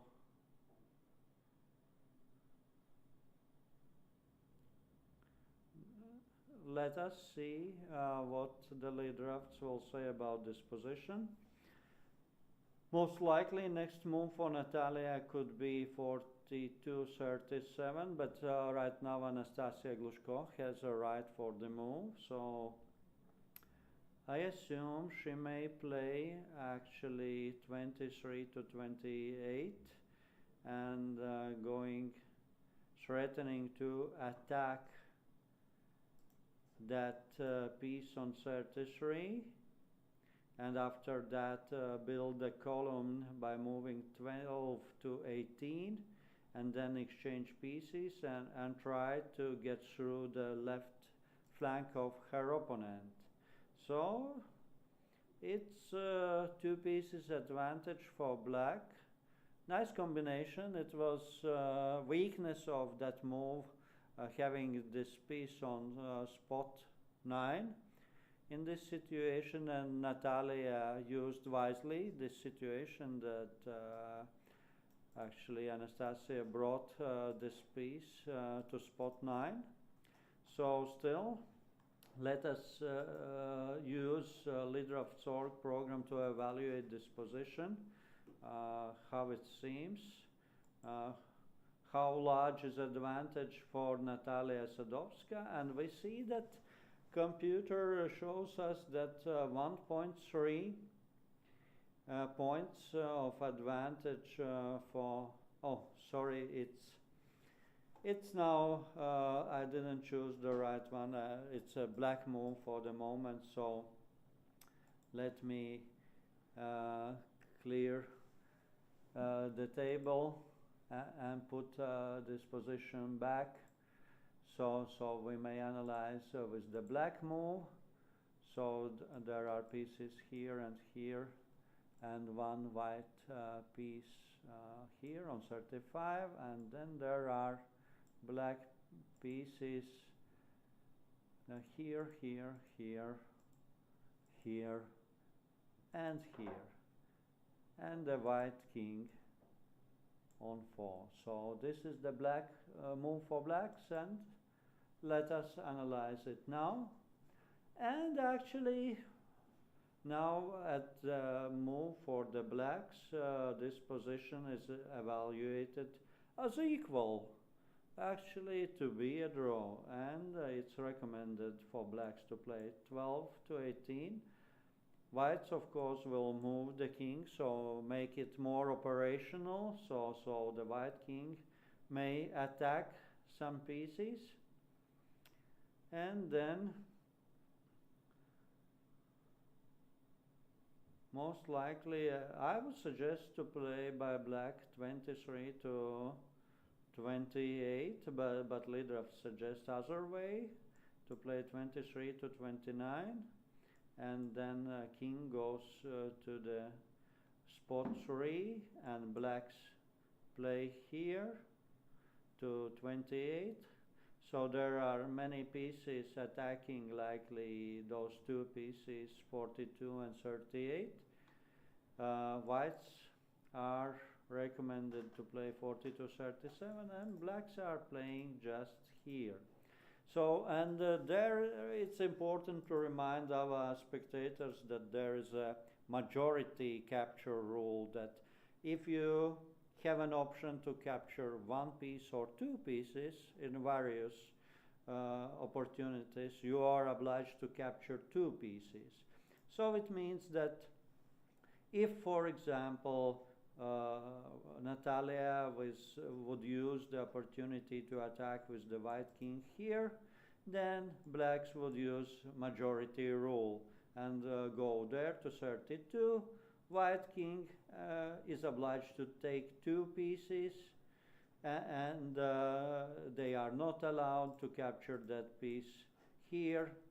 By moving 37 to 28, they are obliged to capture those two pieces, and blacks capture the piece, and it would be a simple draw here. So let us see what would be the move for Anastasia Glushko in this position.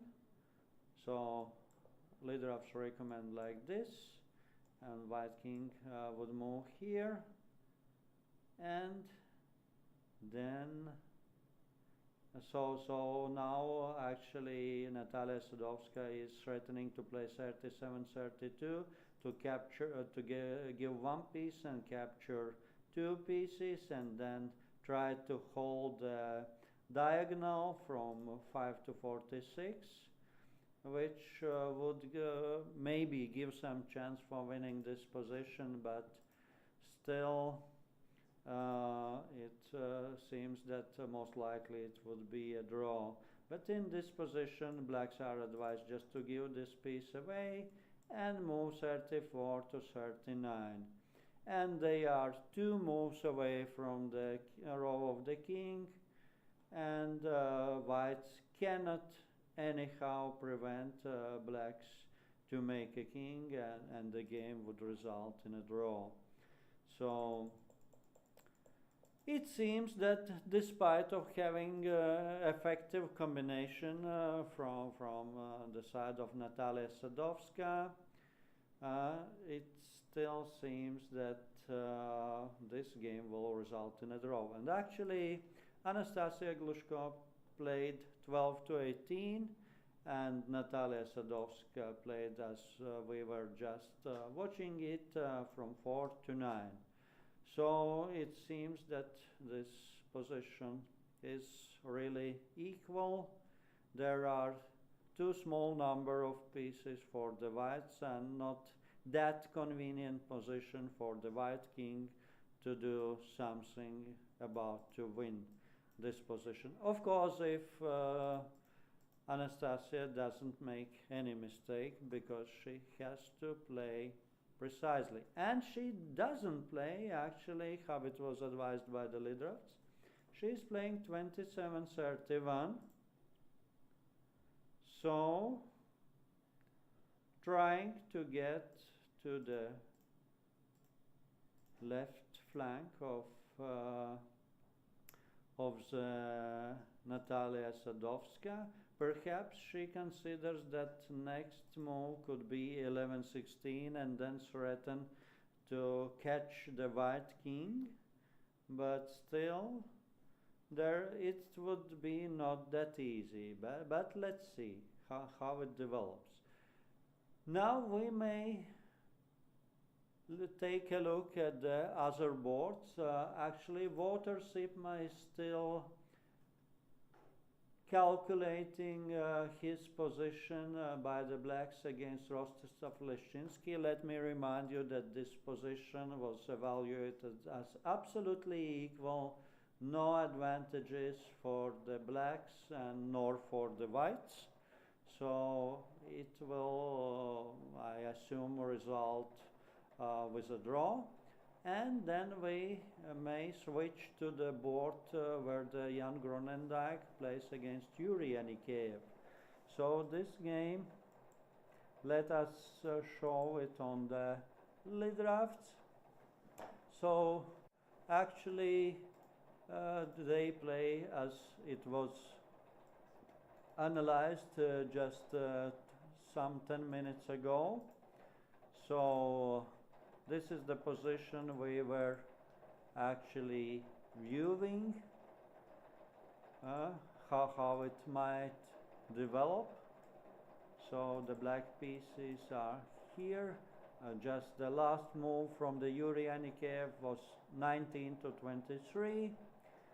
So, and it seems that this position will come to a draw as well. So Jan Groenendijk is looking around the tournament hall, so it seems that he is also pretty sure that the game will end with a draw. He has calculated all the options.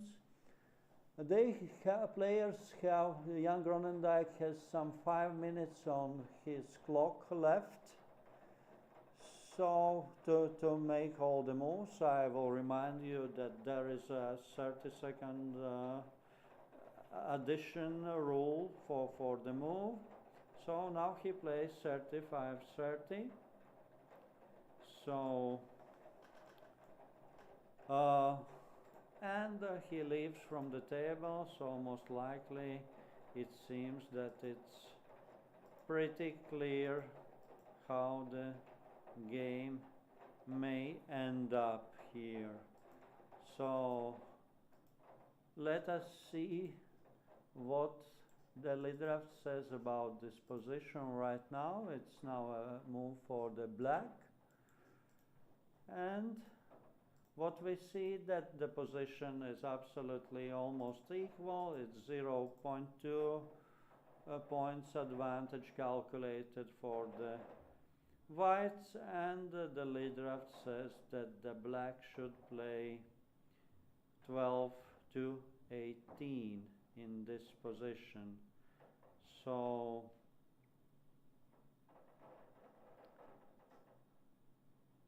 and if the blacks play like this, then whites play here, blacks should play here, whites will play here, blacks will attack, and after that whites will play like this, blacks will capture the piece, whites will capture 2 pieces, and blacks go for the king.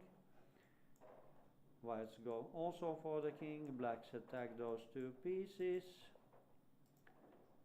and blacks move here, and whites move here, and blacks move here and exchange the piece. Whites will get a king, and blacks can just, for instance, exchange the piece, and that is the draw. So this is how position may develop here.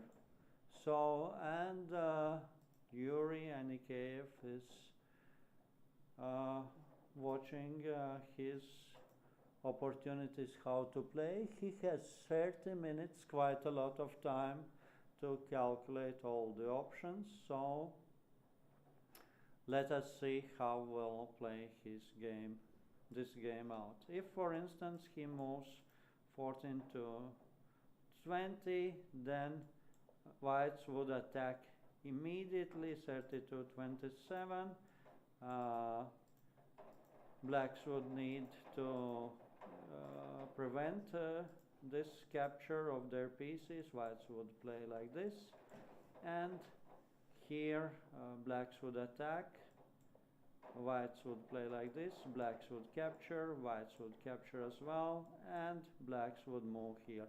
I would say 14 to 20 seems to be even more preferential perhaps, but both ways this would be a draw. And actually we see that Yuri Anikeev chose 14 to 20, so it seems he chose that latest opportunity which I was analyzing, not that recommended by the lead drafts, which was also likely a draw. So let us now, let us not yet switch to the game of the Natalia Sadovska, because she is considering her options right now, but Jan Groenendijk have just played 32 to 27, so it means that Yuri Anikeev will play 12 to 18. most likely. I can see other choice, relevant choice for him. Of course, he may also play, for instance, 23, 28 and give two pieces away and capture one piece, but it wouldn't be that good endgame for him actually, so he would rather need to choose 12 to 18, and he did it. And young Ronendijk plays 27-21. So what the actually Yuri Anikeev will do, let us see. But now let us switch for the women's tournament board, because there are some developments there which we may have interest to follow. So let us see what is the position right now for the whites. There is the white king here on 25 and the white piece here on 35, and then there are black pieces standing here, here, here, here, and here on 15. So this is it. This is the position, and the move is for blacks. So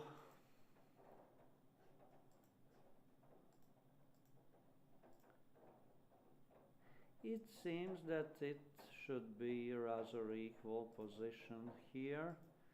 I would assume that blacks will move 31-36, and then, for instance, if whites will play 42-37, blacks would just immediately move 22-27 and threatening to sacrifice a piece and go for a king. So that would be the most likely development right now. But let us see. It is also possible for Natalia Sadovska to try to get her king to the big diagonal from 46 to 5 and try to fix those four pieces there. But still there would be an option then for blacks to get through the right flank of the opponent. So, and let us see the analysis from the late drafts.org, how it looks like for the black.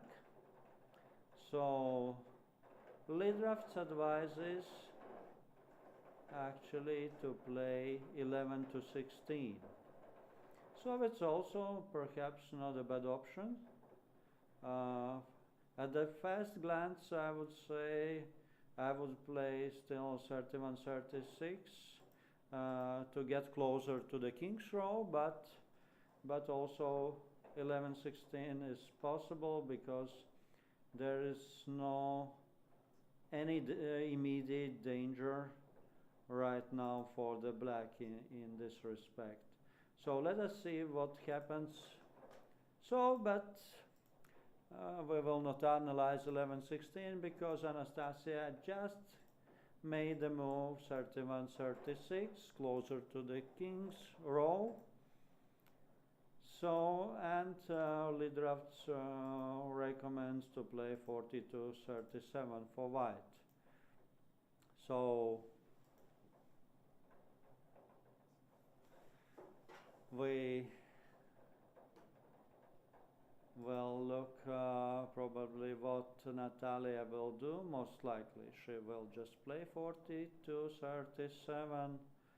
I guess another option would be, for instance, to attack by the white king by playing 24-15 and attacking three pieces at once.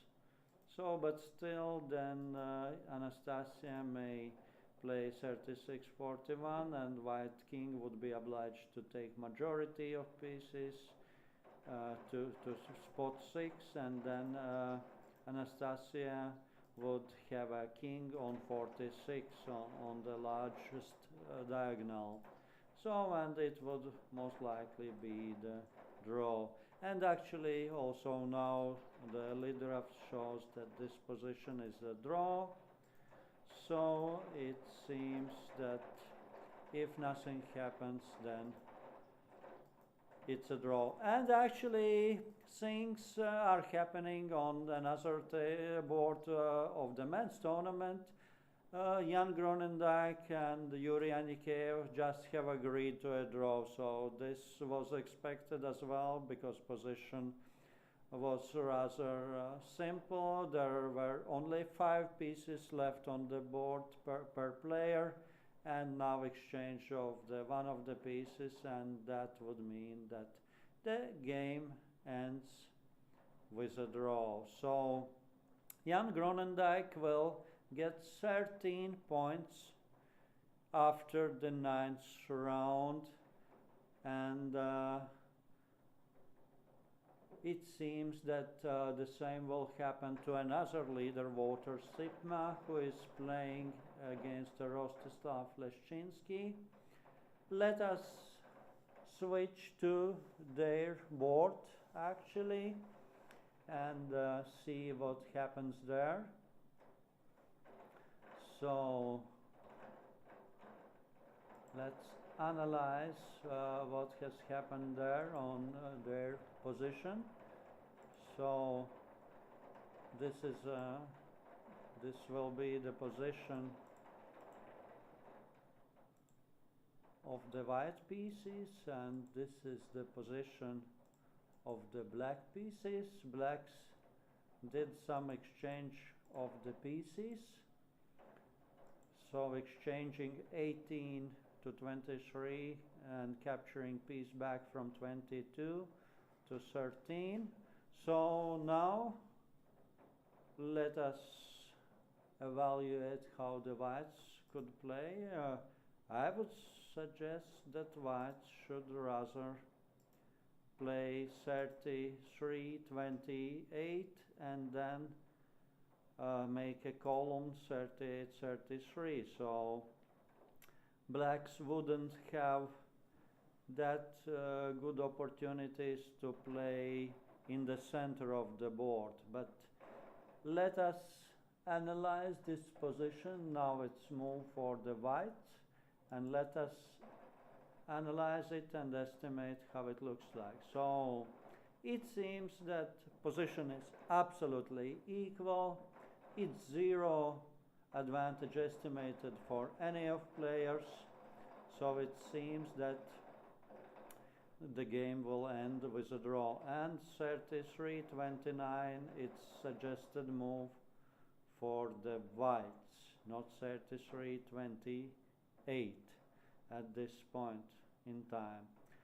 Well, so it seems that this game will end with a draw, just as a game between Jan Gronendijk and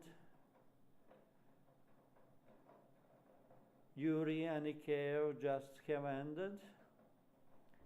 At the moment, Natalia Sadovska is also considering her move, and it seems that she will not go for 42-37. At least her body language shows that she will choose to move by the king. So let us see what will be her choice, how to play. But it's, I guess, very interesting, Zigmars, right now. What is the game between Raimond Svipulis and Valentin Golubayev? Let us check it right now on the FMGD's website. And actually, there the game is lagging behind, unfortunately, so we cannot see the current position in the tournament hall. What is the position of the Raimond Svipulis against Valentin Golubayev? But perhaps we will switch our cameras right now so we may see this game. And yeah, it seems that Natalia Sadovska isn't sure about how to play in this position against Anastasia Glushko. As I said, position was estimated to be absolutely equal with no advantages to any of players. So it seems that the game will end to a draw. And Natalia makes a decision. She plays by the king from 25 to 14. Let us now switch to her position and see what the Anastasia Glushko, how she will play. What will be her choice, how to play this position. So, and she chooses to move 31 to 41. So, things are developing quickly. So, this was the attack by the Natalia Sadovska by her king, attacking 3 pieces. Anastasia Glushko chose to move 36, 41, and then white king takes 3 pieces in a row. So these are away. And Anastasia has to make a king right now. Most likely she will put a king on 46. But also another option is possible to have a king on 47, so those 2 pieces are blocked, they wouldn't be able to move, and whites may need to move only either by the king or by the piece on 35. So it's an information that actually the game between Raimond Svipulis and Valentin Golubayev has ended. We do not know yet what was the result actually. So we will check it in the minute, what is the result of this game. So we may know actually how the third leader of the tournament has played the last round.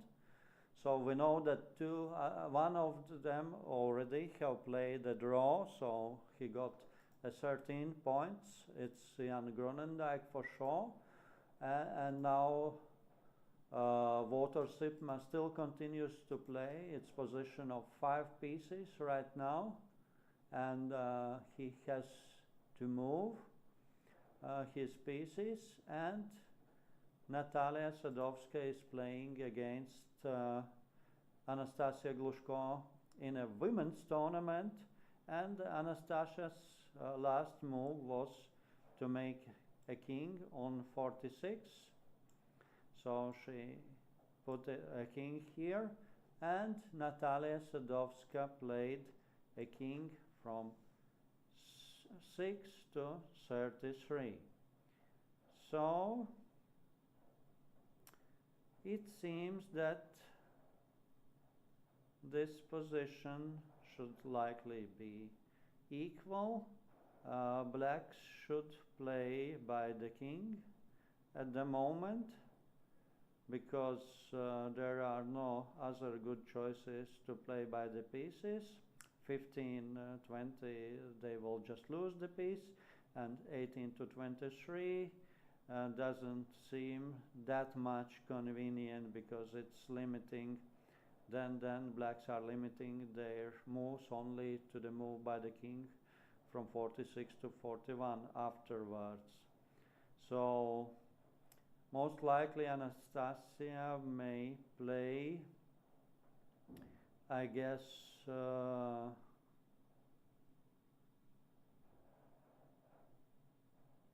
from 46 to 14, most likely. So let us see. Yes, she did it. She played like this. And let us see what Natalia Sadovska will do after that. And So now it's one move for Natalia Sadovska, and let us have an analysis of the game. It's 0.2 advantage for the white, but it means that the position, the end game should be actually a draw. So we shouldn't expect that there will be something substantial happening in this position. So when Natalia moved from 33 to 39, by now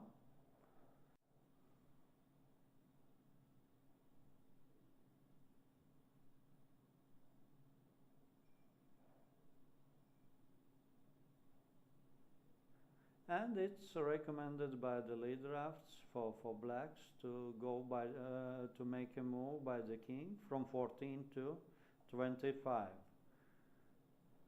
So if Anastasia does like that, white's king will be moved to 17, black king will attack again, white king will be moved to the 11, and then black king would attack that white piece on 42, and that would be a draw. So let us see what she will do. And at this moment we will switch quickly to the position between Rostislav Leszczynski and Walter Sipma. Let us have their position on the screen right now. So 5 pieces for both players, and it seemed to be an equal position a few moves ago. Let us see what it is right now. So this is a position currently on the board. It's a black move for black, and blacks play 13 to 18.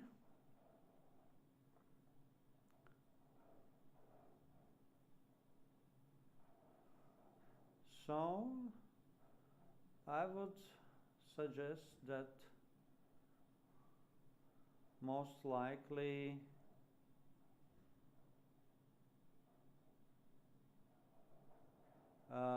whites would just need to exchange the piece 38-32, for example, and then play by the rest of the pieces. It's also possible just to make a move 39-34 and wait a little bit with this exchange, so making the Walter Sipma to choose his plan how to play.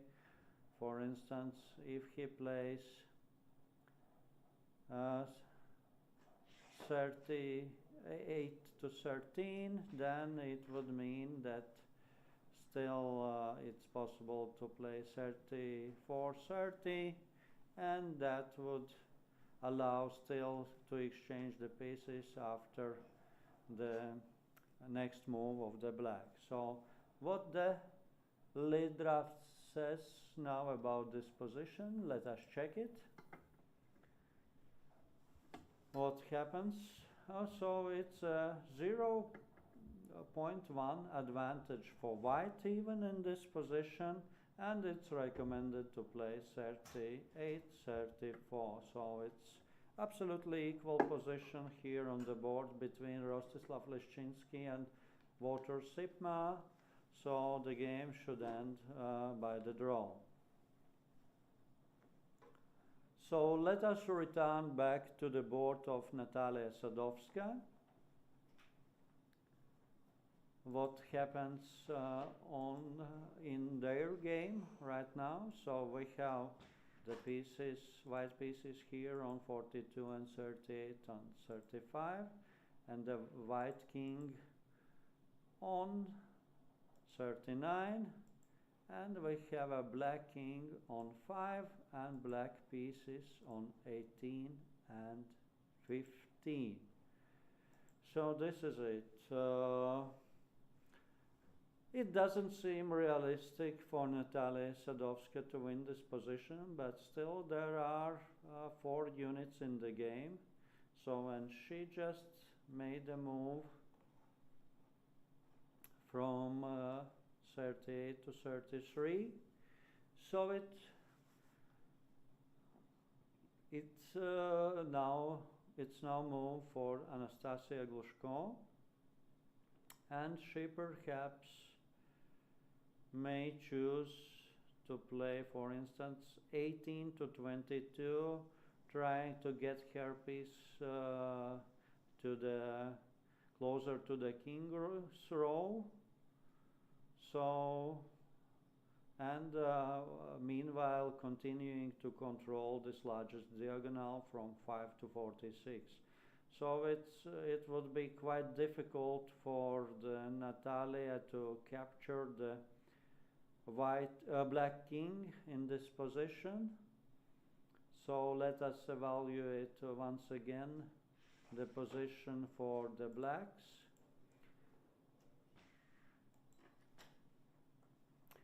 And we do not know yet how Raimon Svipulis has played, but hopefully we will get this information soon. I bet on Zigmar Zigvalvis, my colleague, who helps me from technical point of view. Perhaps he would be able to get this information soon from the tournament hall. So let us check it quite soon, in some minutes. Still, we see that Anastasia is considering her next move. In this position, it seems to come to a draw.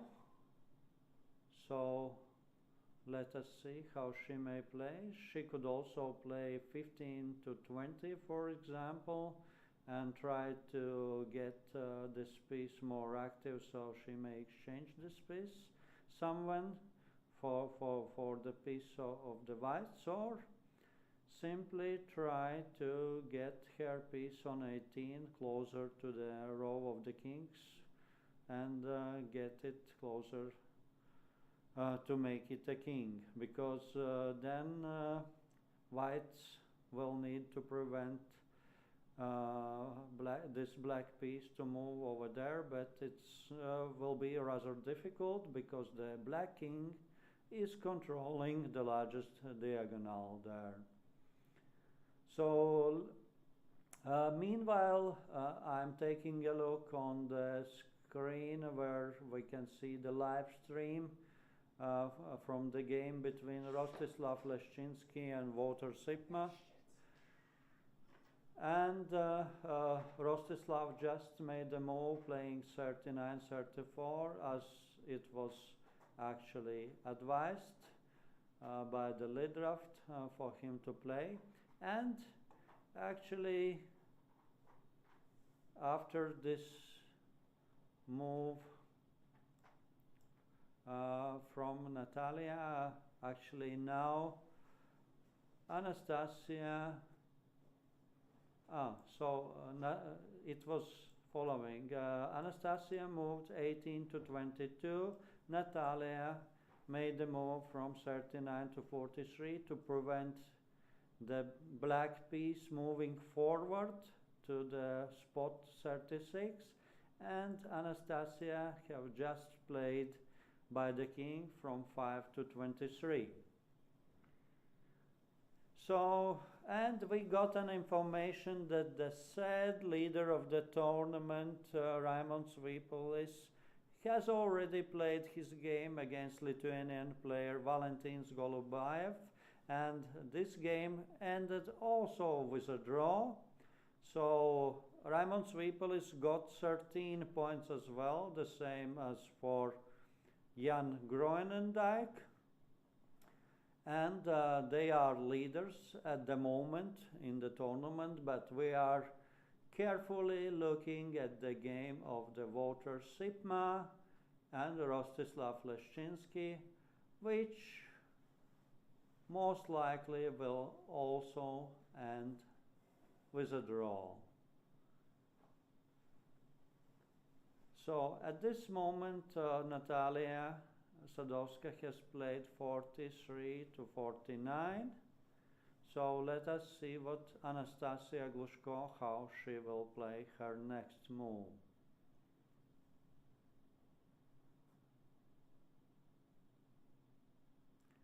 And it's interesting actually. Let us switch a little bit to another lead drafts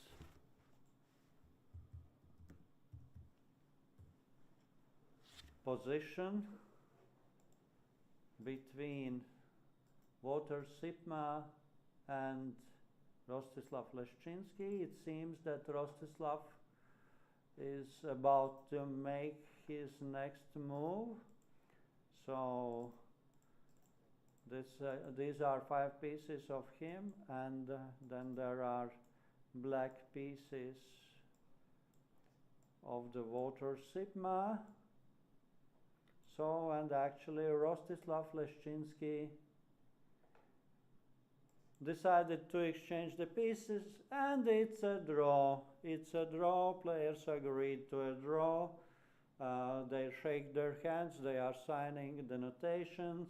So the sad leader of our tournament also played a draw, and so we have actually 3 players after the 9th round so far who got 13 points after 9 rounds. And let us check in the tournament table actually what happened to other players. So Sipma, Walter Sipma, Jan Gronendijk and Raymond Swipelis, they all have played a draw. So it means that they got 13 points. Rostislav Leszczynski, who also played a draw, got 12 points. Yuri Anikeyev, who also played a draw against Jan Gronendijk, got 12 points. And they are in a 4th and a 5th position most likely. And Golubayev Valentin also got 12 points. So they are most likely sharing the 4th up to 6th position. But it depends on actually how Yuri Bobkov and other players who have 10 points, who had 10 points before this last round, how they have played. And we do not know yet how their games ended up. So we will see that the top 3, we are knowing who are the top 3, but we still do not know what will be the last standing, because it will depend on other games which are to be played in the tournament and on the results of the players whom actually the Walter Sipma, Jan Gronendijk and Raymond Swipelis have played against. So it depends very much on whether those players against whom Raymond Swipelis was playing in this tournament, whether they are winning in the last round or losing or playing a draw in the last round. So it depends very much on that at this moment. So, but it seems that the Walter Sipma and Jan Gronendijk may have a little bit better chances, very tiny chances of being the winner of our tournament this year. So, but let us see when all games will end, and then we will see what the so-called coefficient of Solkov will be for those 3 players, and it will decide who is the winner of the Riga Open tournament. So now we will return back to the game between women's tournament leaders, and this is the game of the Natalia Sadowska, international grandmaster from Poland, and young player from Ukraine, Anastasia Glushko. She just have played 15 to 20. This piece is there. And now, Natalia has played 35 to 30. And now Anastasia is attacking that white piece on 30. So if Natalia plays 30 to 25, then Anastasia will play by the king from 19 to 5, and Natalia will need to capture the piece, and it would be immediate draw. Therefore, Natalia plays by the king. She moves her king from 49 to 35. So, and in this position,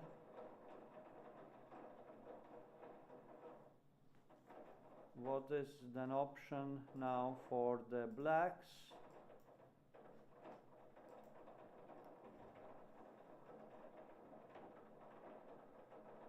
Blacks can simply take the king away from the spot 19. They can, for example, take their king from 19 to 32. No, but actually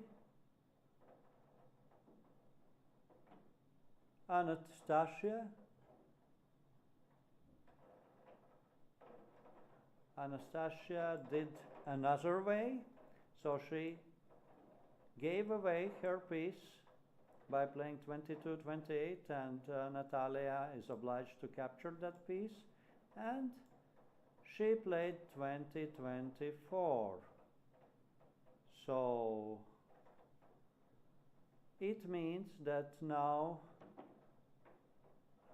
Anastasia threatens to play just play her king to the spot number 2, and so there is a draw between our women's tournament leaders, because after 30-25 Anastasia would catch a white king, and if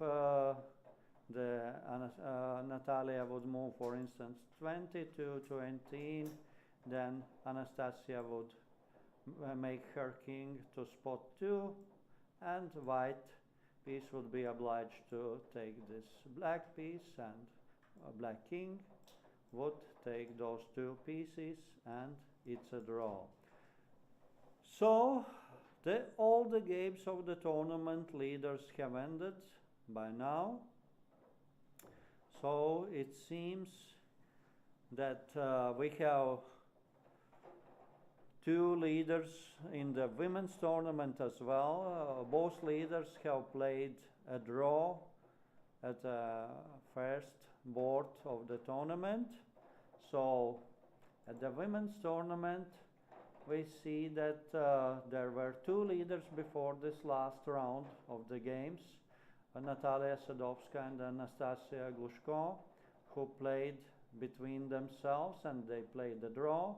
So they got 13 points both, and then it depends very much on how the other players played, who have had 11 points before the last round, and it's Victoria Matrichko, Olena Korotka, and Marta Bankowska, who is from Poland, and those 2 Ukrainian players, Olena Korotka and Victoria Matrichko.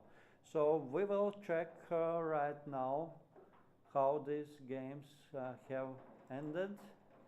Let us try to search the last round of the women's games right now on the FameGD's website. What we can see that there are no results shown yet here, but we see that this position of Natalia Sadovska and Anastasia Glushko, where the draw was agreed between the players. And we can see also the game between Alona Karotka and Marta Bankovska. It seems to be quite equal position, and I assume that it may have ended by the draw or will end by the draw. And we will check it just after some short break of 5 minutes, how this game has ended in the women's tournament. And we will check also the game of the Victoria Motrichko and Katarzyna Stanchuk, how they ended their games. So then we will see what the final outcome of the tournament will be. One is clear that Natalia Sandovska and Anastasia Glushko got 13 points and they will be at the top. Which place actually, it will depend, as previously I said, on the games of the other players, and now we are going to check how those games are developing or how they have been played already. So a short break for some 5 minutes. Stay with us and we will inform you about those games. What are the results?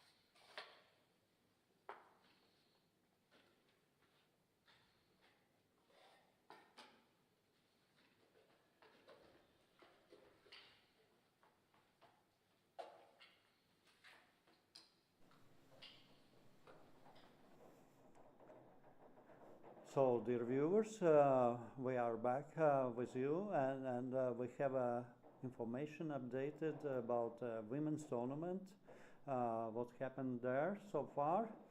So there are two more games continuing, which may be important for the distribution of the top places. And actually, Victoria Matrichka is still playing against Emilia Batkovskaya from Lithuania, but it seems that she may win. She has a very good endgame, and most likely she will win this endgame. And Bankowska Marta from Poland, she played a draw with Alena Karotka from Ukraine, which means actually that the players Marta Bankowska and Alena Karotka got 12 points, and most likely if Victoria Matrichko will get a winning position, will win her position in the game, then there will be a top three players, Natalia Sadovska, Victoria Matrichko and Anastasia Glushko, who will have 13 points. And they will be top three players of this tournament. But still we do not know yet who will be the winner of the tournament, because it depends on the last games which are to be played in the tournament hall. There is only one game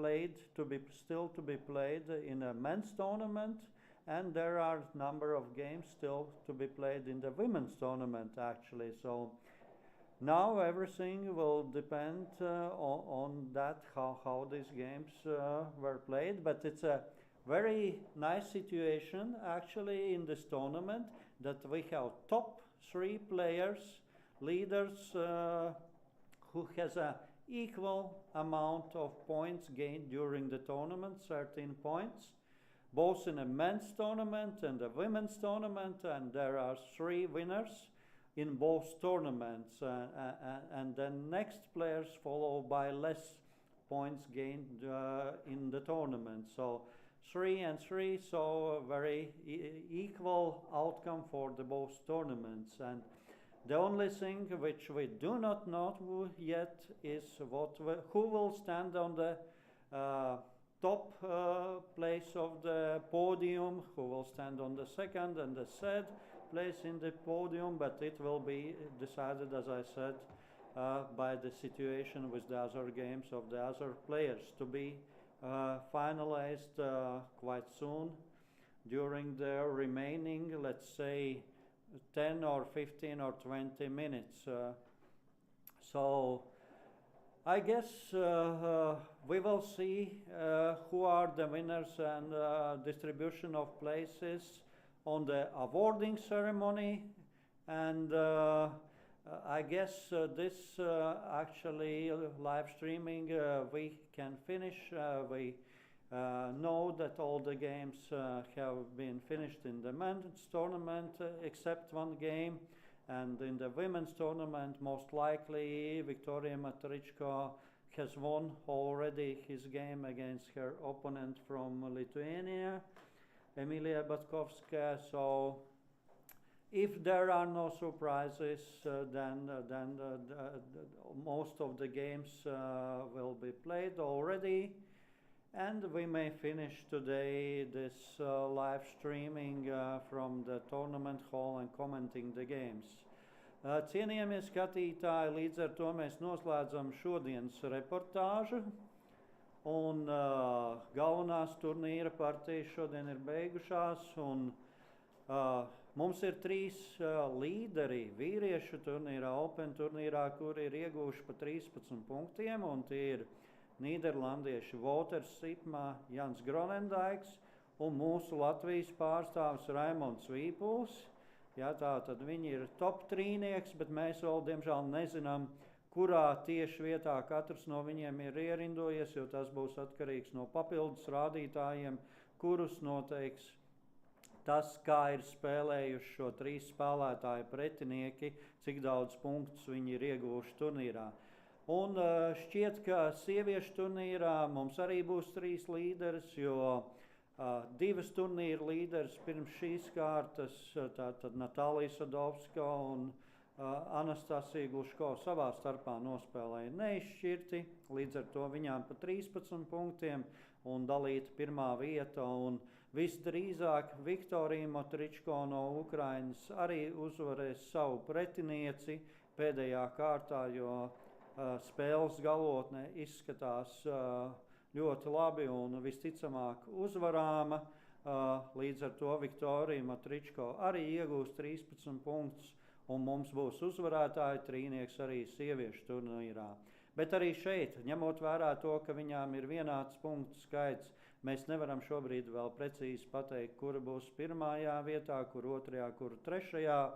To, dargie skatītāji, jūs redzēsiet mūsu apbalvošanas ceremonijā, kura arī tiks raidīta tiešraidē un kur jūs varēsiet redzēt precīzu vietu sadalījumu uzvarētājas un uzvarētājus vīriešu turnīrā.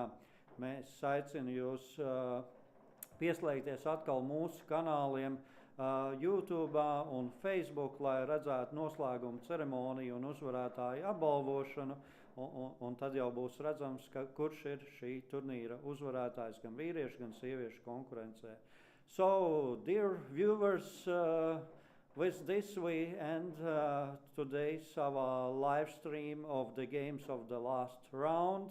Almost all games have been finished. We only do not know about the end game of the Viktorija Motričko against Lithuanian player Emilia Batkovskaya, but it seems that most likely Viktorija will win this game, and by this she will also get 13 points, and we will get top 3 players with the 13 points as the winners of the tournament. And who is the winner, you will see on the closure and awarding ceremony when we will present the cups and medals to the winners of the tournament. So now we end this live stream, but we invite you to follow the closure and awarding ceremony of the World Cup stage Riga Open 2023 tournament at 3:30 p.m. and come and join and see who are the winners. So thank you very much for viewing us. Mīļie skatītāji, paldies, ka skatījāties. Šobrīd tas viss. Tiekamies 15:30 apbalvošanas ceremonijā. Pagaidām uz redzēšanos. Bye for the moment.